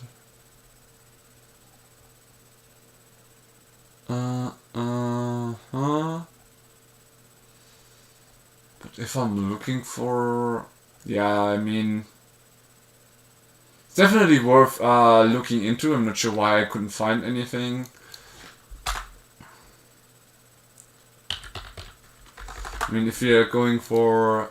Here in Google search, MTG... Players can search library. If we're looking here with Scryfall, I have to say Scryfall is actually quite a good site. I often look there to find some cards and everything. Here we have players cancel subjects. Any player may pay 2 for that player to ignore this effect until end of turn. So as we see, there are a lot of cards that can block it. So you just need to find those. Oh wow, there's only these 4? Really?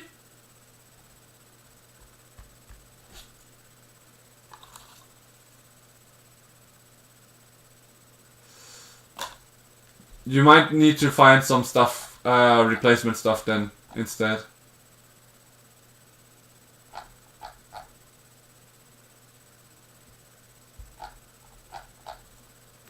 Yeah, might need to have more looks into it, but Mornsong Ari is definitely a fun card to play around with. It's also said that from this one, it already has like such a great artwork right here, and that's probably why they decided to not give it another artwork. Like, look at this. Why did they give it an extended artwork? Like, I generally have to say I really dislike the extended artwork, and even more if you're opening a collector booster, right, or collector display, and you get this. Okay, I'm gonna open it, and in the last place, when you're hoping for get like the serialized card or any extended artwork full foil that you would love, you get an extended artwork in foil, in collector. I'm like, what the fuck? Why would I want this card, like generally an extended artwork in that slot, right?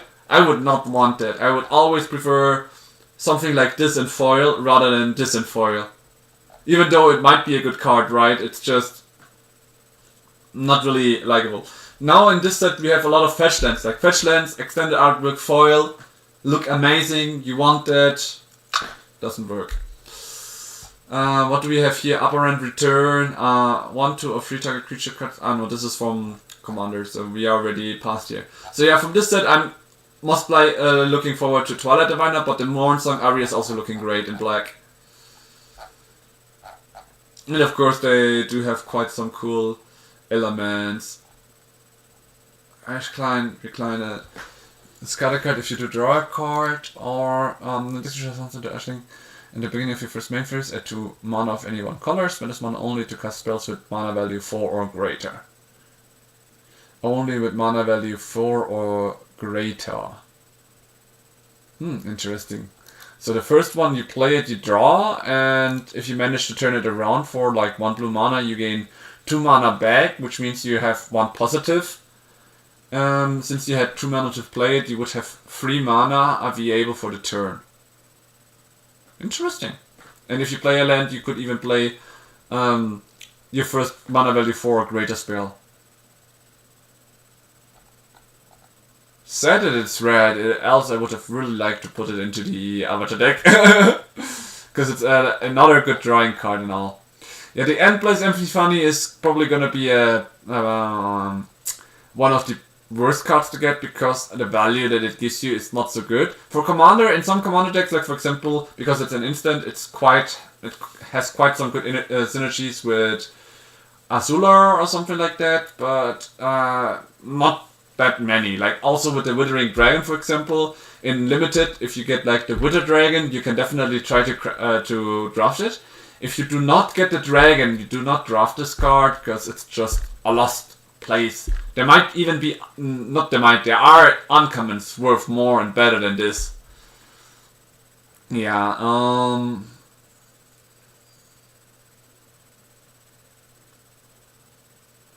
this one looks also like a very great card for Elemental. It already starts being a 7/3, that's like crazy. The stats already. Lava Libra will be a weak one, and here we have a Hexing Squelcher, which will probably be one of the next most expensive cards. There are already so many players saying, oh, this card is gonna be crazy good, insane.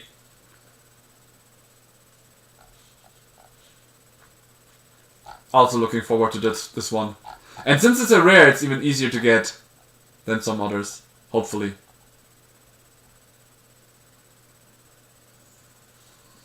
This one is also quite interesting, because whenever you keep the Blight up, you will get treasure tokens, right? Like, if it wasn't for the set working with a lot of Blight, this card would also be quite weak. Oh, also, like, I have to say, some artworks are, like, for me, not really to my liking. But, for example, this Hexing Squelcher, He doesn't even look for me like a goblin anymore. This is like...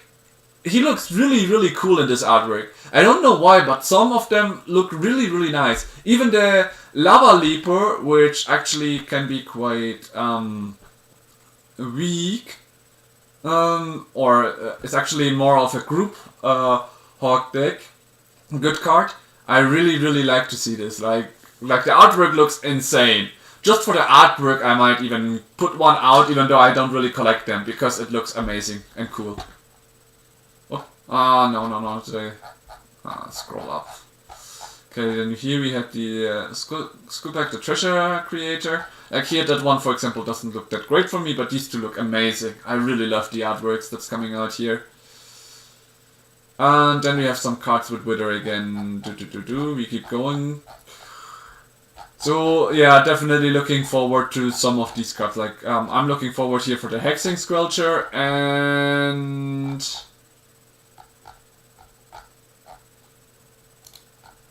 I mean, the Ashling Reclinded has already been quite interesting for me to see.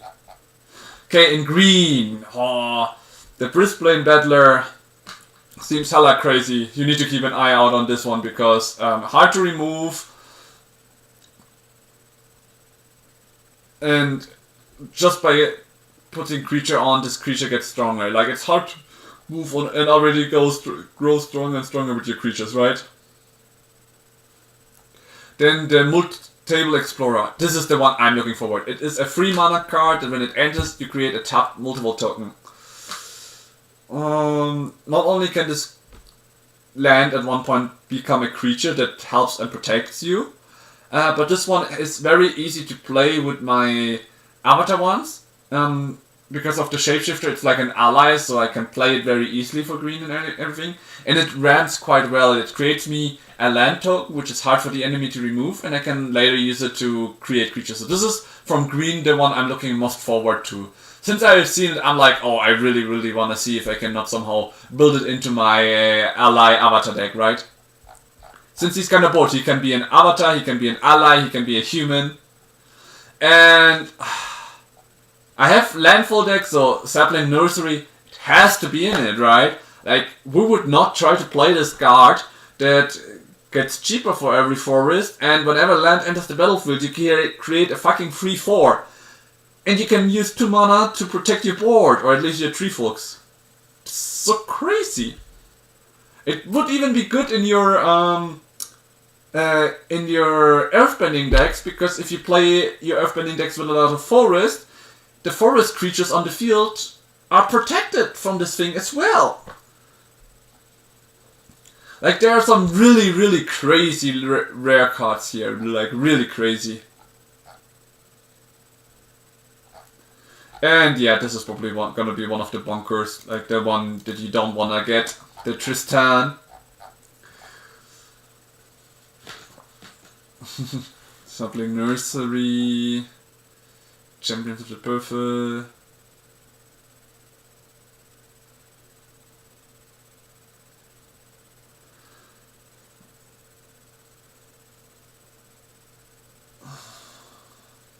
This Elf Druid is also interesting. When you play it, you discard a creature and then you can search the library.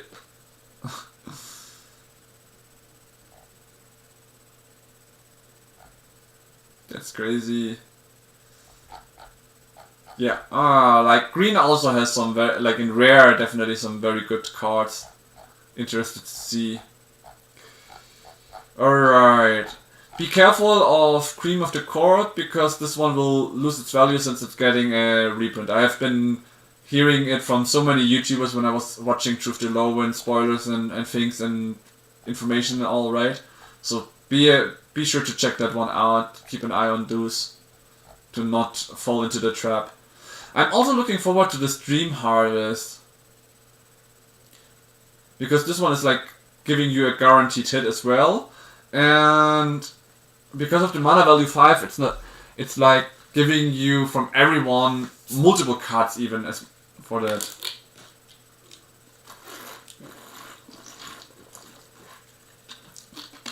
Big ass lady. Wait. Did you mean here? Wait. What did I miss?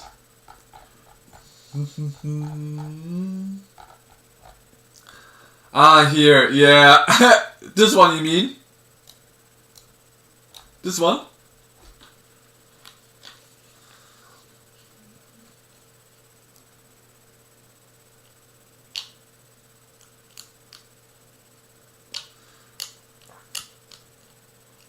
Did you mean this one? It looks really crazy. Elemental Spectacle.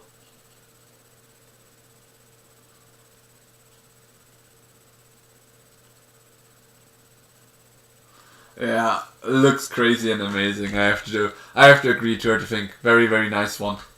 Looks good. Looks decent. Okay, Abigail, Ashling's Command. We already have seen that one. Try to think. Are you thinking of building a deck around the High Perfect Monarch count? Yeah, that's right.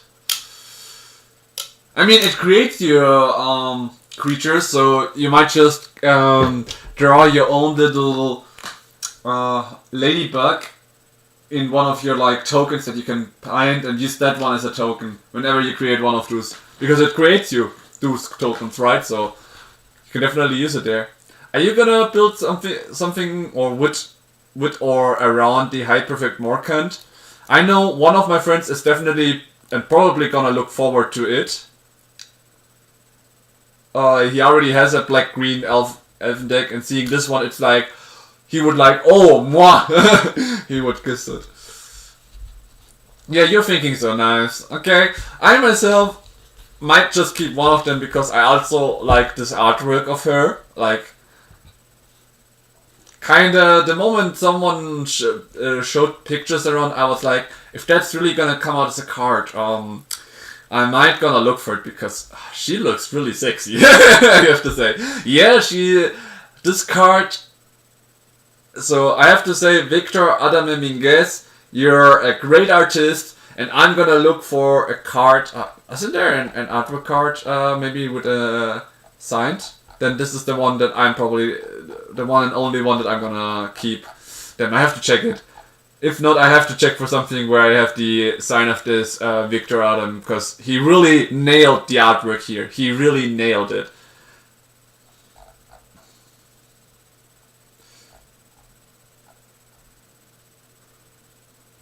Conspire is also an old wording that I just didn't know. Whenever you cast a non-creature spell, you may tap 2 untap creatures you control that share a color with it.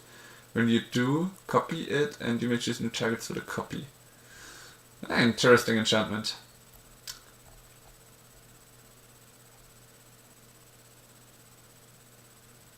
Shadow Urchin. Like, there are so many good rares coming out. This is also good for like multicolored decks and all, right? So if you have like a 5-color deck and you play her, your things get protected. Tam, Mindful First Year. And there, Doran. What did Doran do again? Whenever a creature you control attacks or blocks, it gets +6. Yeah, true. Yeah, the Doran also is actually a quite good card for those decks. Then again, I wouldn't use it as a ramp card, but more of a synergy card, right, for those decks.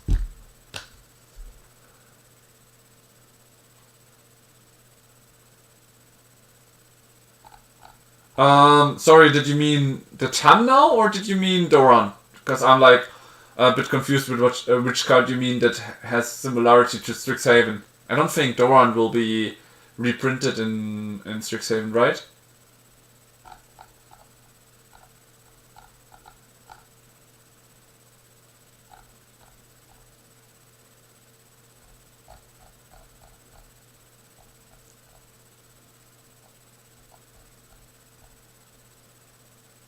Lorwyn, okay. Let me just see.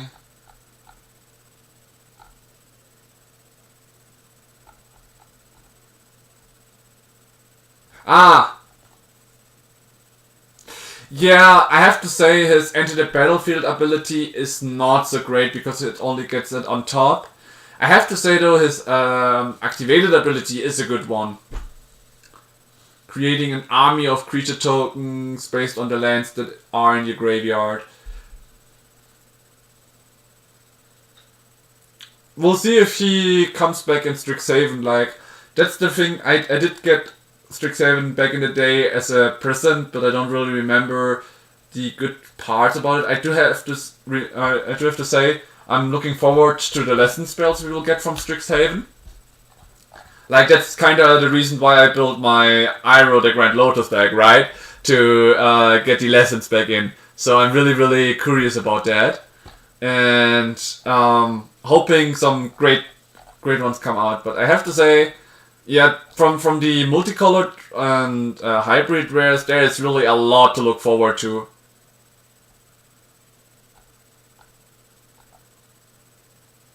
I'm also looking forward to having one high perfect merchant just for the collection itself.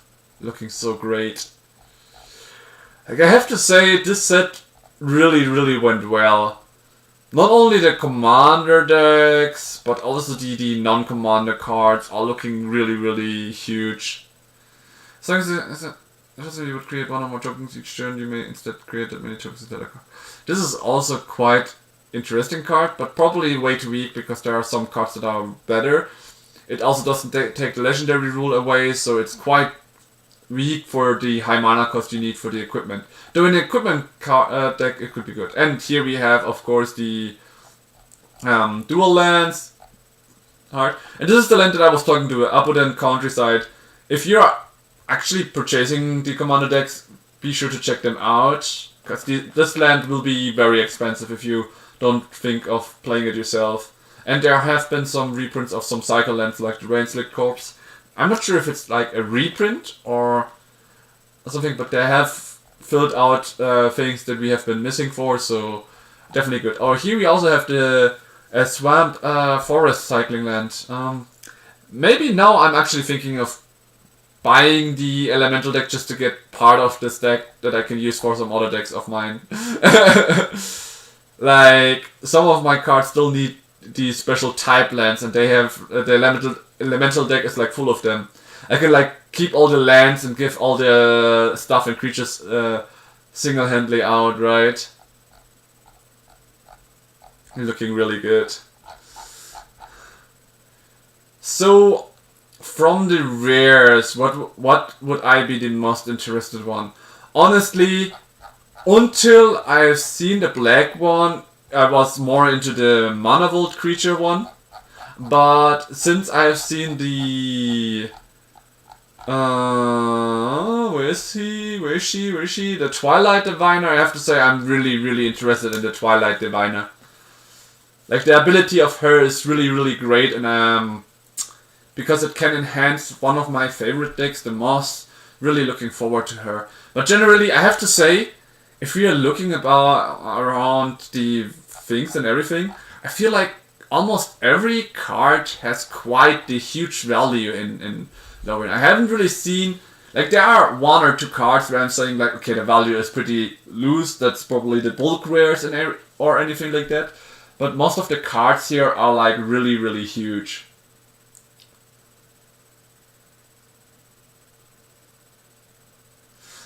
Okay, well, I gotta say, I guess we will be looking forward to that then. In any case, I think I'm gonna end the Lorwyn Eclipse looking in here. If you're interested to share what your, from the rares card is that you're like hyped to see, or that you really, really wanna pull from your pre-release or anything, and if you don't, you just buy it yourself. Feel free to share it, sort of thing. I would really like to know.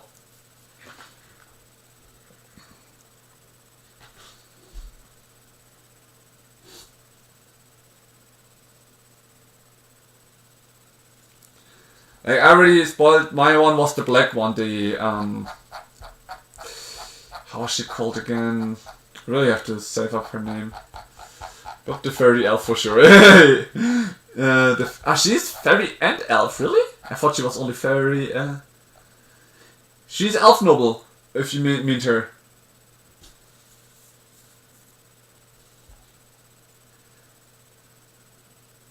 Yeah. So you're also looking forward to the high perfect Morkant? Or which fairy elf did you mean? Because she's an elf noble, just to make sure. that I didn't get the wrong card because I'm interested in knowing. Not a free call. Yeah, the Marlin was it, right?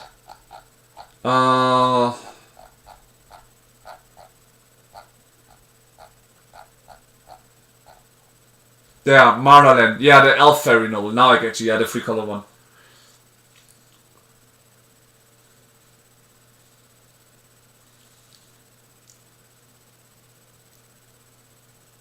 Yeah, this one seems like a very, very interesting commander. Yet, I have to say, you're so right. This set has really some very, very amazing cards. Even the non-special ones are looking... I'm looking really forward to them.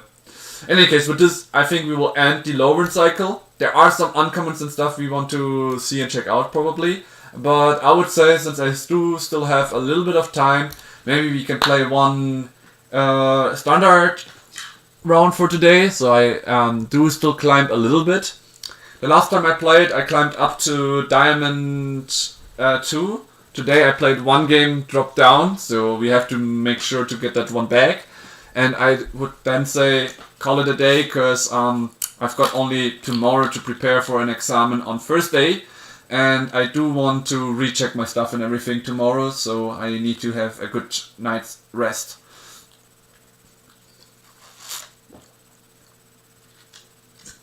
But I wanted to at least have one game with your support, guys, so for everyone that's been watching till now, thank you for watching. Oh yeah, I should put the camera back to the side. And, well, in any case, you did at least earn today some points for the giveaway on Sunday. For any newcomers, I've been thinking, but for now, my next goal is 50 follower. At the moment I reach 50 follower, like currently I'm only doing like every 6 months the giveaways, but once I reach the like I always will put up a goal that I want to achieve, and then everyone will get rewarded with something, right? So right now my goal is the 50 follower thing. Once that is achieved, we might try to go for another goal I will be thinking about when the next giveaway of a collector one will be. And in future formats I've been thinking of adjusting some ways of... sadly we are currently on 40, so we are missing 10 followers, which means if it doesn't increase while I'm being offline till Sunday, the pack that I'm actually gonna open for everyone will be play booster displays, which also means, too hard to think, which also means more packs for you guys. Like, the less people that participate, the more packs will be for dudes who already have quite a lot of points. Like, you have, I think, around 80 or so. And since currently, from the giveaway video, it's only you guys that said they wanted to participate, I bet Tabin will probably still also somehow get a chat in and try to registrate. But maybe there will only be like 3 or 4 people. Yeah, I think you guys got 80. Like that's why I made this special stream on Sunday, to give the chance for any of the followers to somehow... No, apparently not, even though you shared to the video to so many other people, right?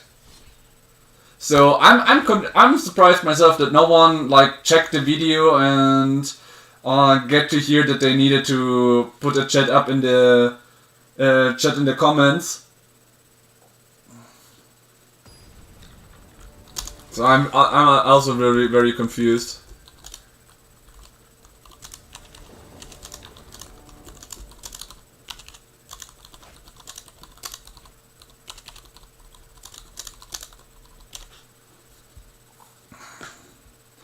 Okay, that's a good hint. Oh, Tabin! There you are, I was just talking about you. Oh... Let's surveil first. Yeah, don't need another land. Maybe they don't care for cards and just wanted a video on... on in the background because there were like 10 people in the stream last time. Yeah, I mean some of them were also from the raid, right? So we also have to consider that one, right? That some people maybe didn't want or think much about it. Okay, what else is coming? A Llanowar Elf. Cool artwork though. So here I'm actually thinking of playing the Bramble Familiar. Next turn I will have 4 mana, which means I can like tap it and already search my library for something good. And try to get my combo out as well, since this guy is looking like he's gonna start ramping very soon. And I won't have much time to do anything. So I'm not sure. I generally don't want to change the rules that I already set up, which is why I just managed to try and give people who are actually listening and checking it out the chance to participate and profitate from my streams and everything, right? But if, as we just saw, they're doing things that way, then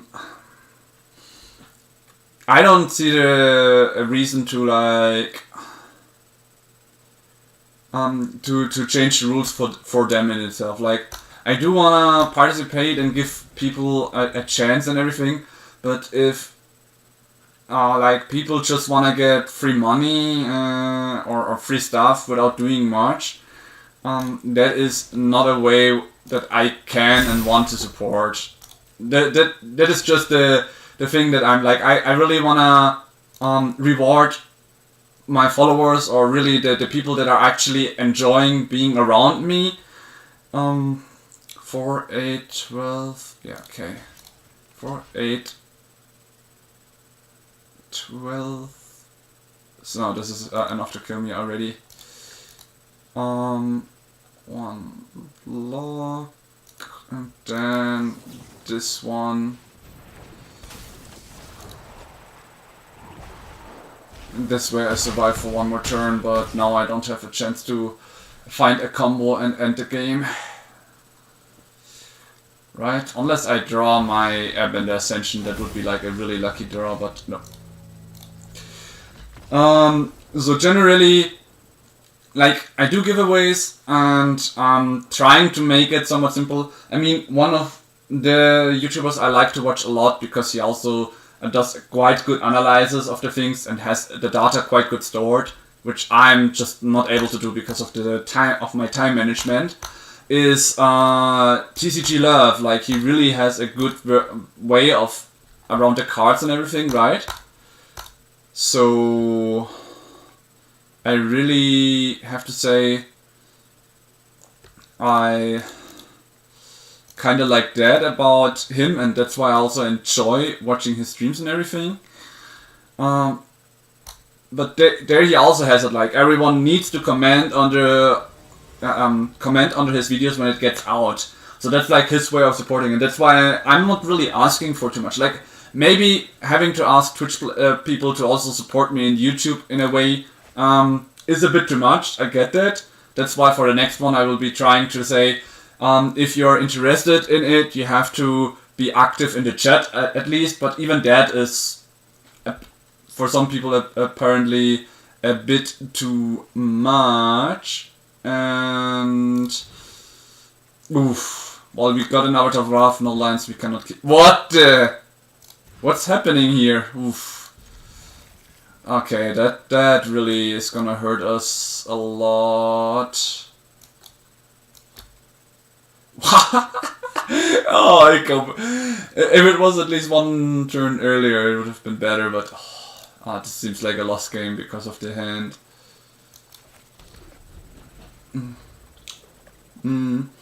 Yeah, like, I'm generally... Is it too much to ask for some of my viewers to write some messages, maybe cheer here and there for me? I think it's not too much asked, so that's why it's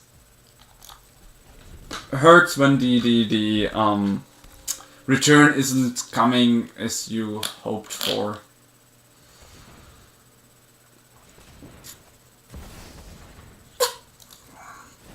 Alright. Getting this one out for now. And now I'm pretty much sitting there, not being able to do anything. From my first hand to this hand, I'm pretty dead here. 3 mulligans in a row, that really hurts. And that's mostly because I didn't have the lands.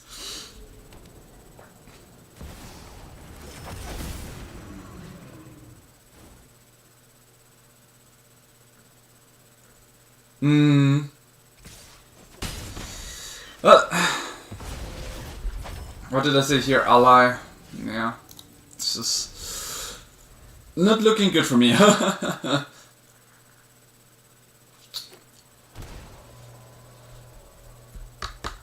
I'm still gonna play it out, but this is just a very sad game. 1, 2, 3, 4.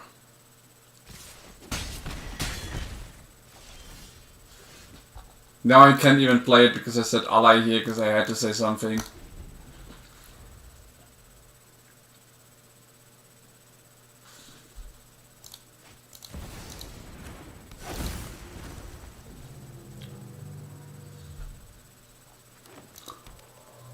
Sorry guys, I just want to end this misery so we can go for another game, but this was just way too sad.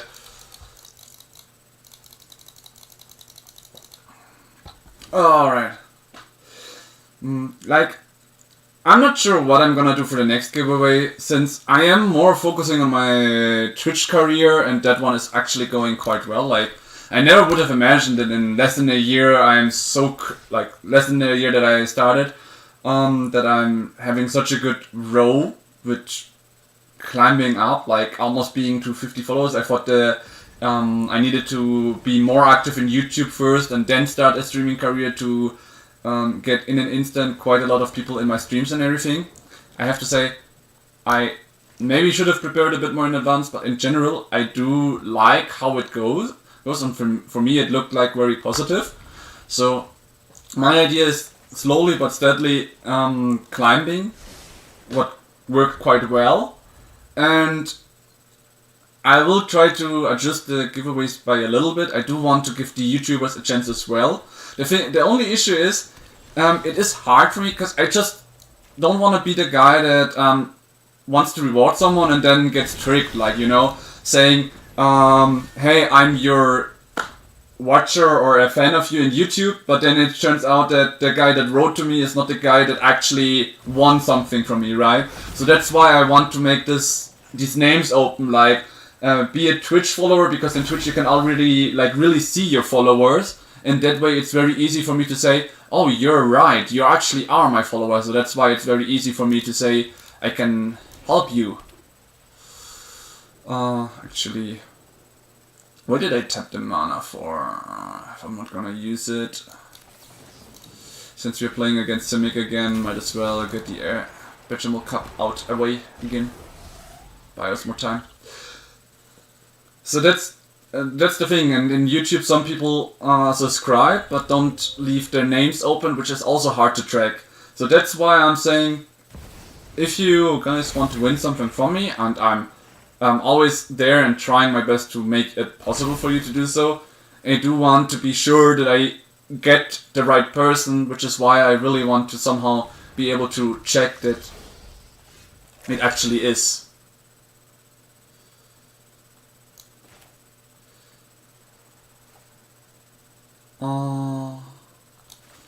Let's cry one, yeah.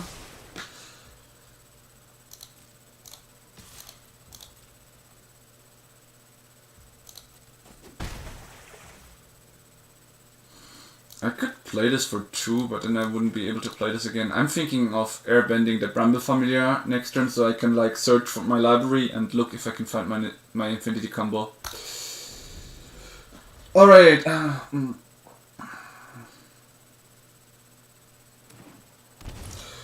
Yeah, like I can whisper to them. That's what I used to try and keep in contact with one of them that actually won something or used to win something from me.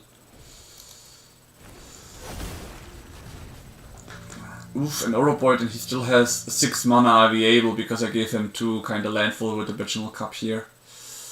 Yikes. This is looking pretty rough. Another robot coming in as well? Don't tell me. I actually accelerated this guy. It would be awful. Oh, Ah.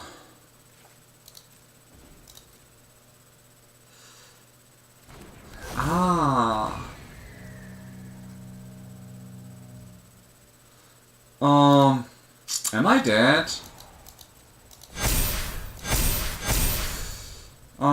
No, I still have one chance to turn the game around, I guess.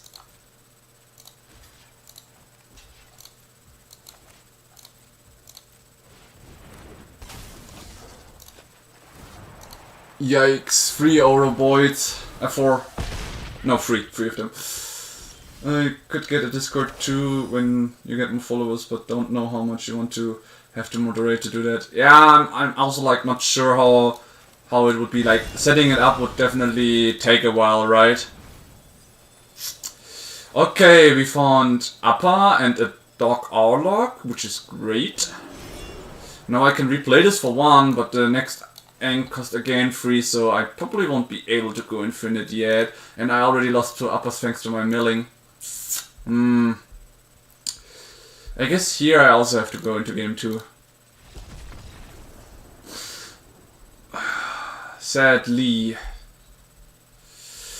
Okay, we need Avatar's Wrath. Like, here I get why Clarion Conqueror is so good, because it disables all of these tap abilities. It's just that I don't play it because I feel like some decks are more important, and exercise is also very, very important. Maybe I need to put out some of the Quantum Riddler or some other options for me here.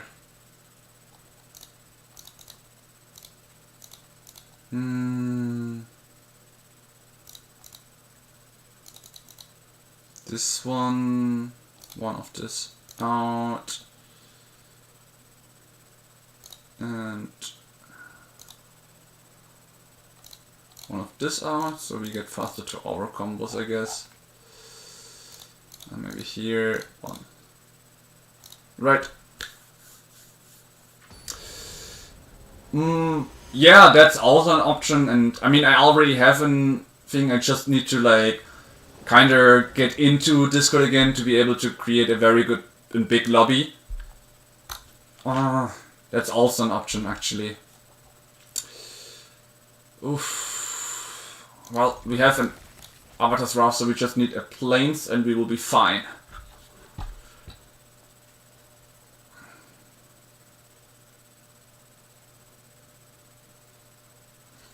This time I'm gonna play the Cavern of Souls very, very late.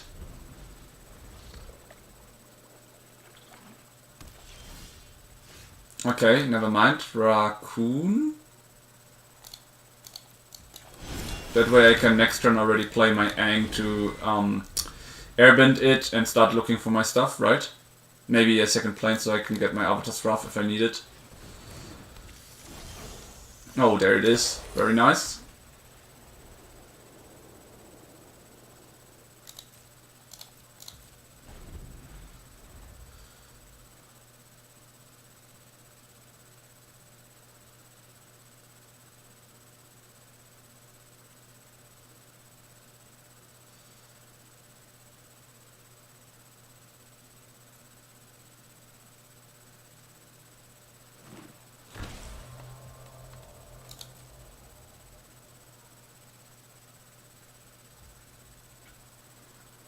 I could airbend it, but I wanna keep that as interaction right now.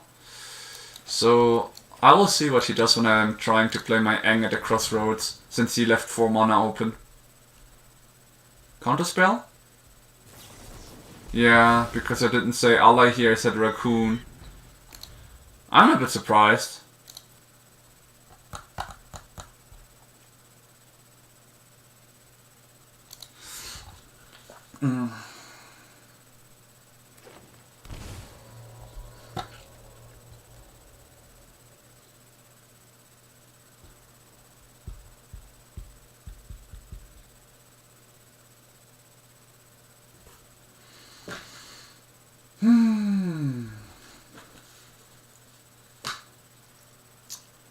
2, 4, 5 mana.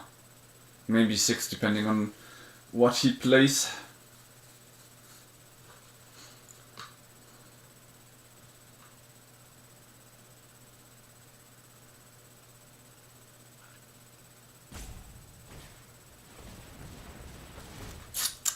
It's sad that I don't have my Aang Swift Savior here ready. That would have been so great right now. Okay, he has 4 mana. Are we able again?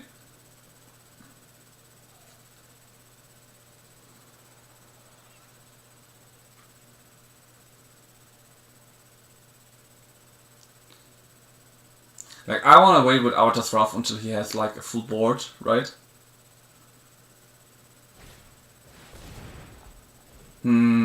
Really? Now he gets 3 mana out of these things. Yikes. Don't really like to see that. Him already having such a board, which makes it really hard for me to not cast it next turn. Okay, nice. Now he got to play a lot that I can airbend.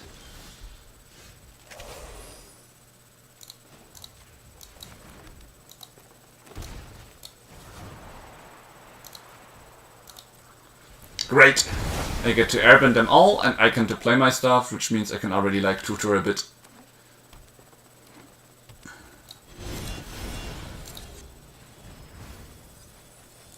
Okay, I lost so many dogs, I need to put one out already.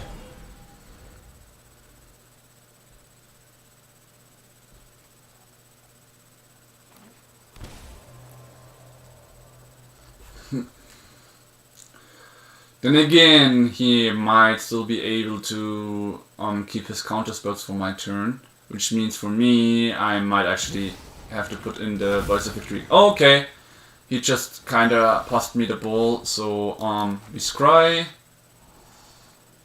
We keep this one on top for now. We could play this, and then airbend it for free, and hope to find our upper. That's what I'm gonna do. Since we haven't hit any uppas, it's actually very doable.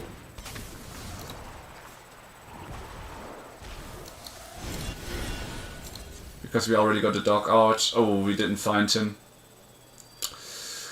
We are sad we didn't find him.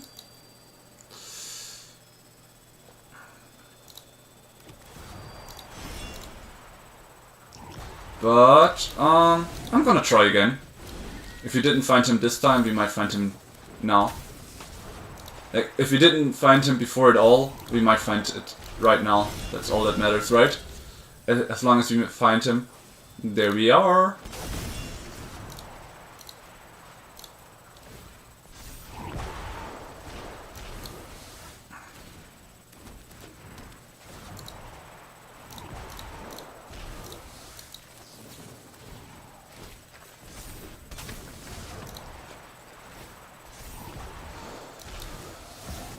He doesn't want to surrender, but he's green-blue, so he probably doesn't have a board wipe, so I'm a little bit confused, but whatever. Yeah, finally he gets it. I mean, I surrendered as well when I see that there was no chance, so... Okay, he did have the stun troll for...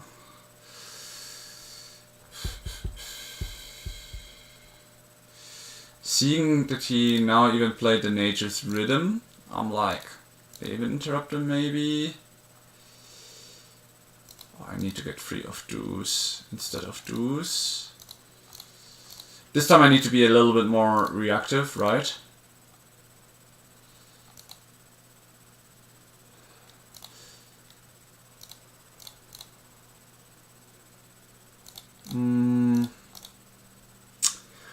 Yeah, let's try it this way. I did put the Voice of Victory again, because this time he has counter spells and I don't really want him to counter my stuff, right?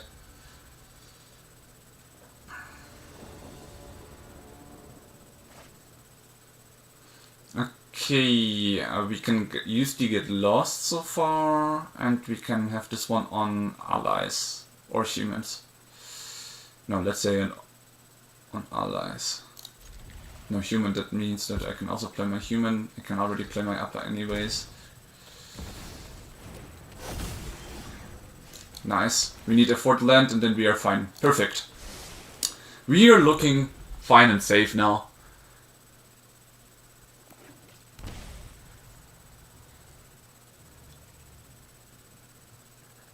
So probably the Betchem will come, since he's Simic, he's probably gonna start ramping a lot again. Yep, figured. Which means it all comes down to how fast we can... yeah, okay, we don't really get it fast, we just need... Oh, fuck. Okay, I might need to play my Hushbook Verge first to get rid of one of the Betchem Cups, because having two of them gives him just way too much mana.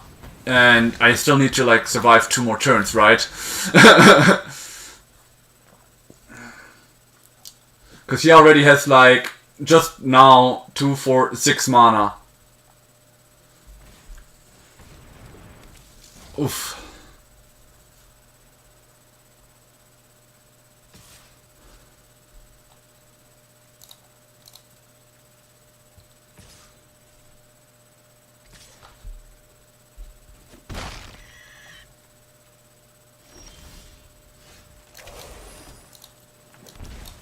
Okay, I'm gonna try to play my dog. Will it get truth?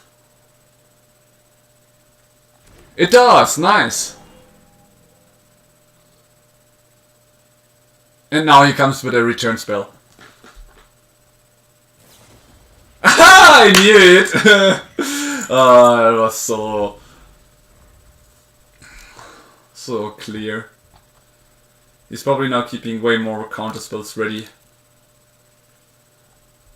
Because I showed him my board wipe right.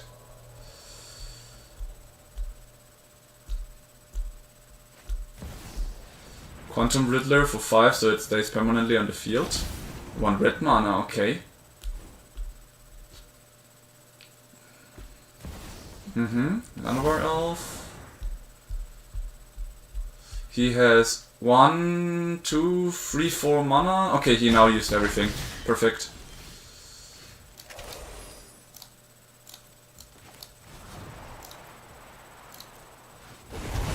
He cannot play them next turn, which means I'm pretty free. And he loses all the lands he earthbended with 2 of his Betchem Cups, so that's nice.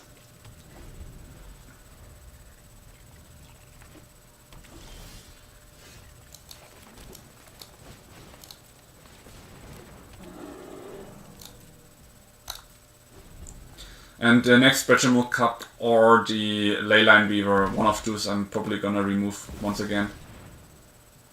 Because it's giving him too much mana. Actually, let's make him repay that for 2 mana to slow him down even more. I could have also tried to remove it, but having the Ang already out when using this would be nice. Okay, he pays 2 mana to block it, which means he has only 2 more mana remaining.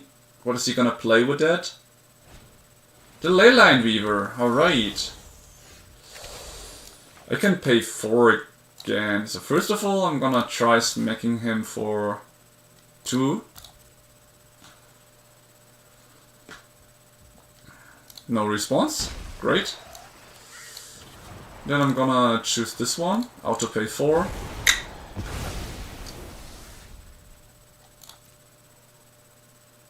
And he can again not play his stuff, which means if he plays something from the hand, I'm gonna airbend it, and next turn I play my upper and have my infinity combo. Unless he has another detect intrusion or something like that, the game is over for him. Should have said human here though, but well, on the other side it helps me getting my upper out, right?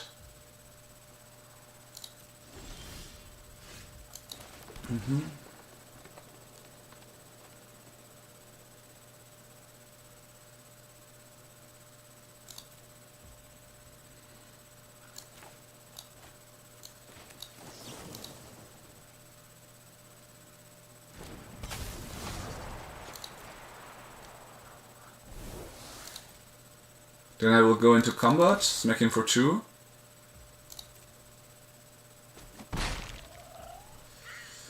And I guess I will just pass the turn so he loses mana in my turn.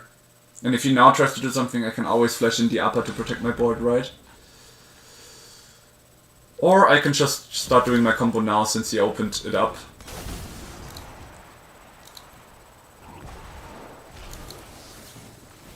Like now I can make infinity combos, and then before he draws the cards, I'm just gonna airbend that one. For now, he has 8. He will get some creatures out, like 2, 4, 5, maybe with the Vegetable Cup 6. Which means I need to create at least 11 creatures to make sure that I can kill him. So that's how much I will keep this combo up.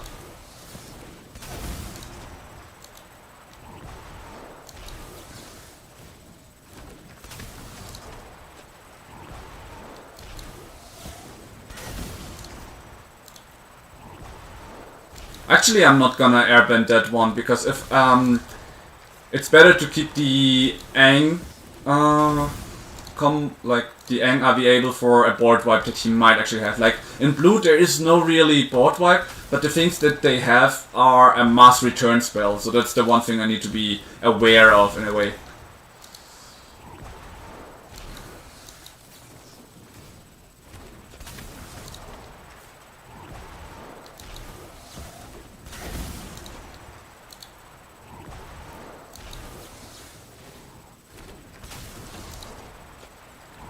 So I have now 8, but he's gonna be able to play at least 3 creatures with his mana, maybe 4, so that's why I'm ramping up to 12 just to be sure. Or if you want, I can like always, whenever he plays a creature, do that next turn.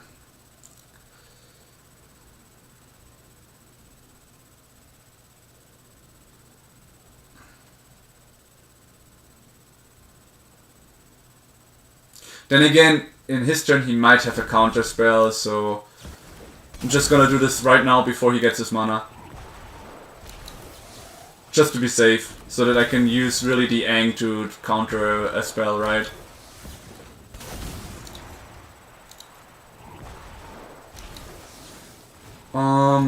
So here I'm on 11. One more cycle having the Aang here, and then it's over.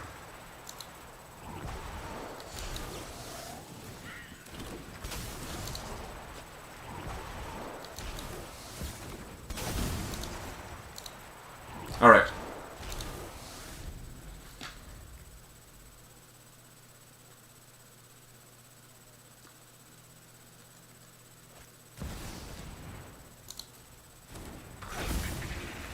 So this is what I mean. So I have 8 damage from my creatures alone. Now he's got 2 creatures. If he pays this mana for playing whatever another spell, right? Like for example the Bechamel Cup number 2, he will be able to play more. So this is the moment where I'm like, okay, in response to that, I'm gonna start the cycle.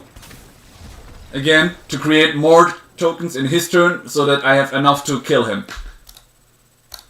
Like, it's his decision to surrender, but I need to make sure that I'm prepared for the worst case. And first, I had to be prepared of a board wipe. Once he played the second Bechamel Cup, I know he's just gonna try to defend himself, and I cannot allow that, so... Nice, at least one win. Guys, I would love to play more and all, but we did spend a lot of time talking about the Lorwyn. I'm really hyped for it after all. I hope you had some fun as well. For any newcomers that just joined the stream, I'm sorry, I'm already gonna go off because I'm in my exam time. I will have more streaming time once the exams are over. For now, I guess I will just raid that slime again with everyone. For those who just come in, on Sunday there will be a big stream, so hope to see you guys there, because it's gonna be a big timing again. And it was a blast, it was a pleasure, and I'm gonna see you on Sunday. Check the striker tapping out.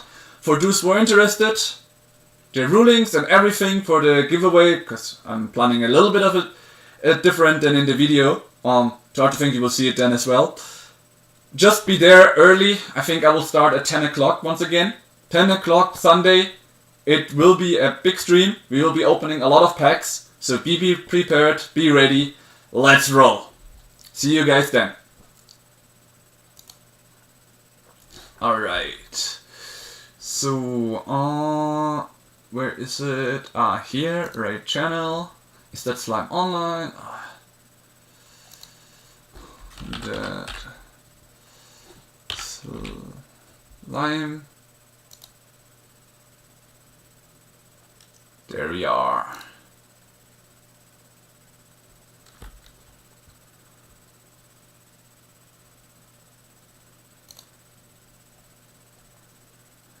Are we in there yet, or? Ah, there it is.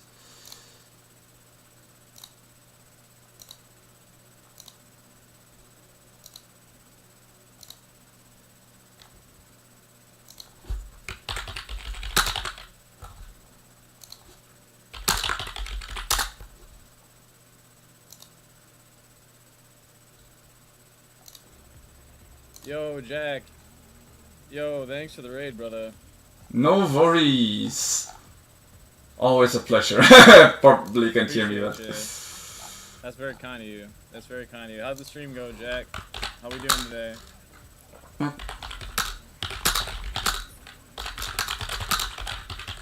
I saw you were live, Jack. And were you looking at Lorwyn cards? I think. Yeah. I was also streaming. I tried to tune in for a little bit.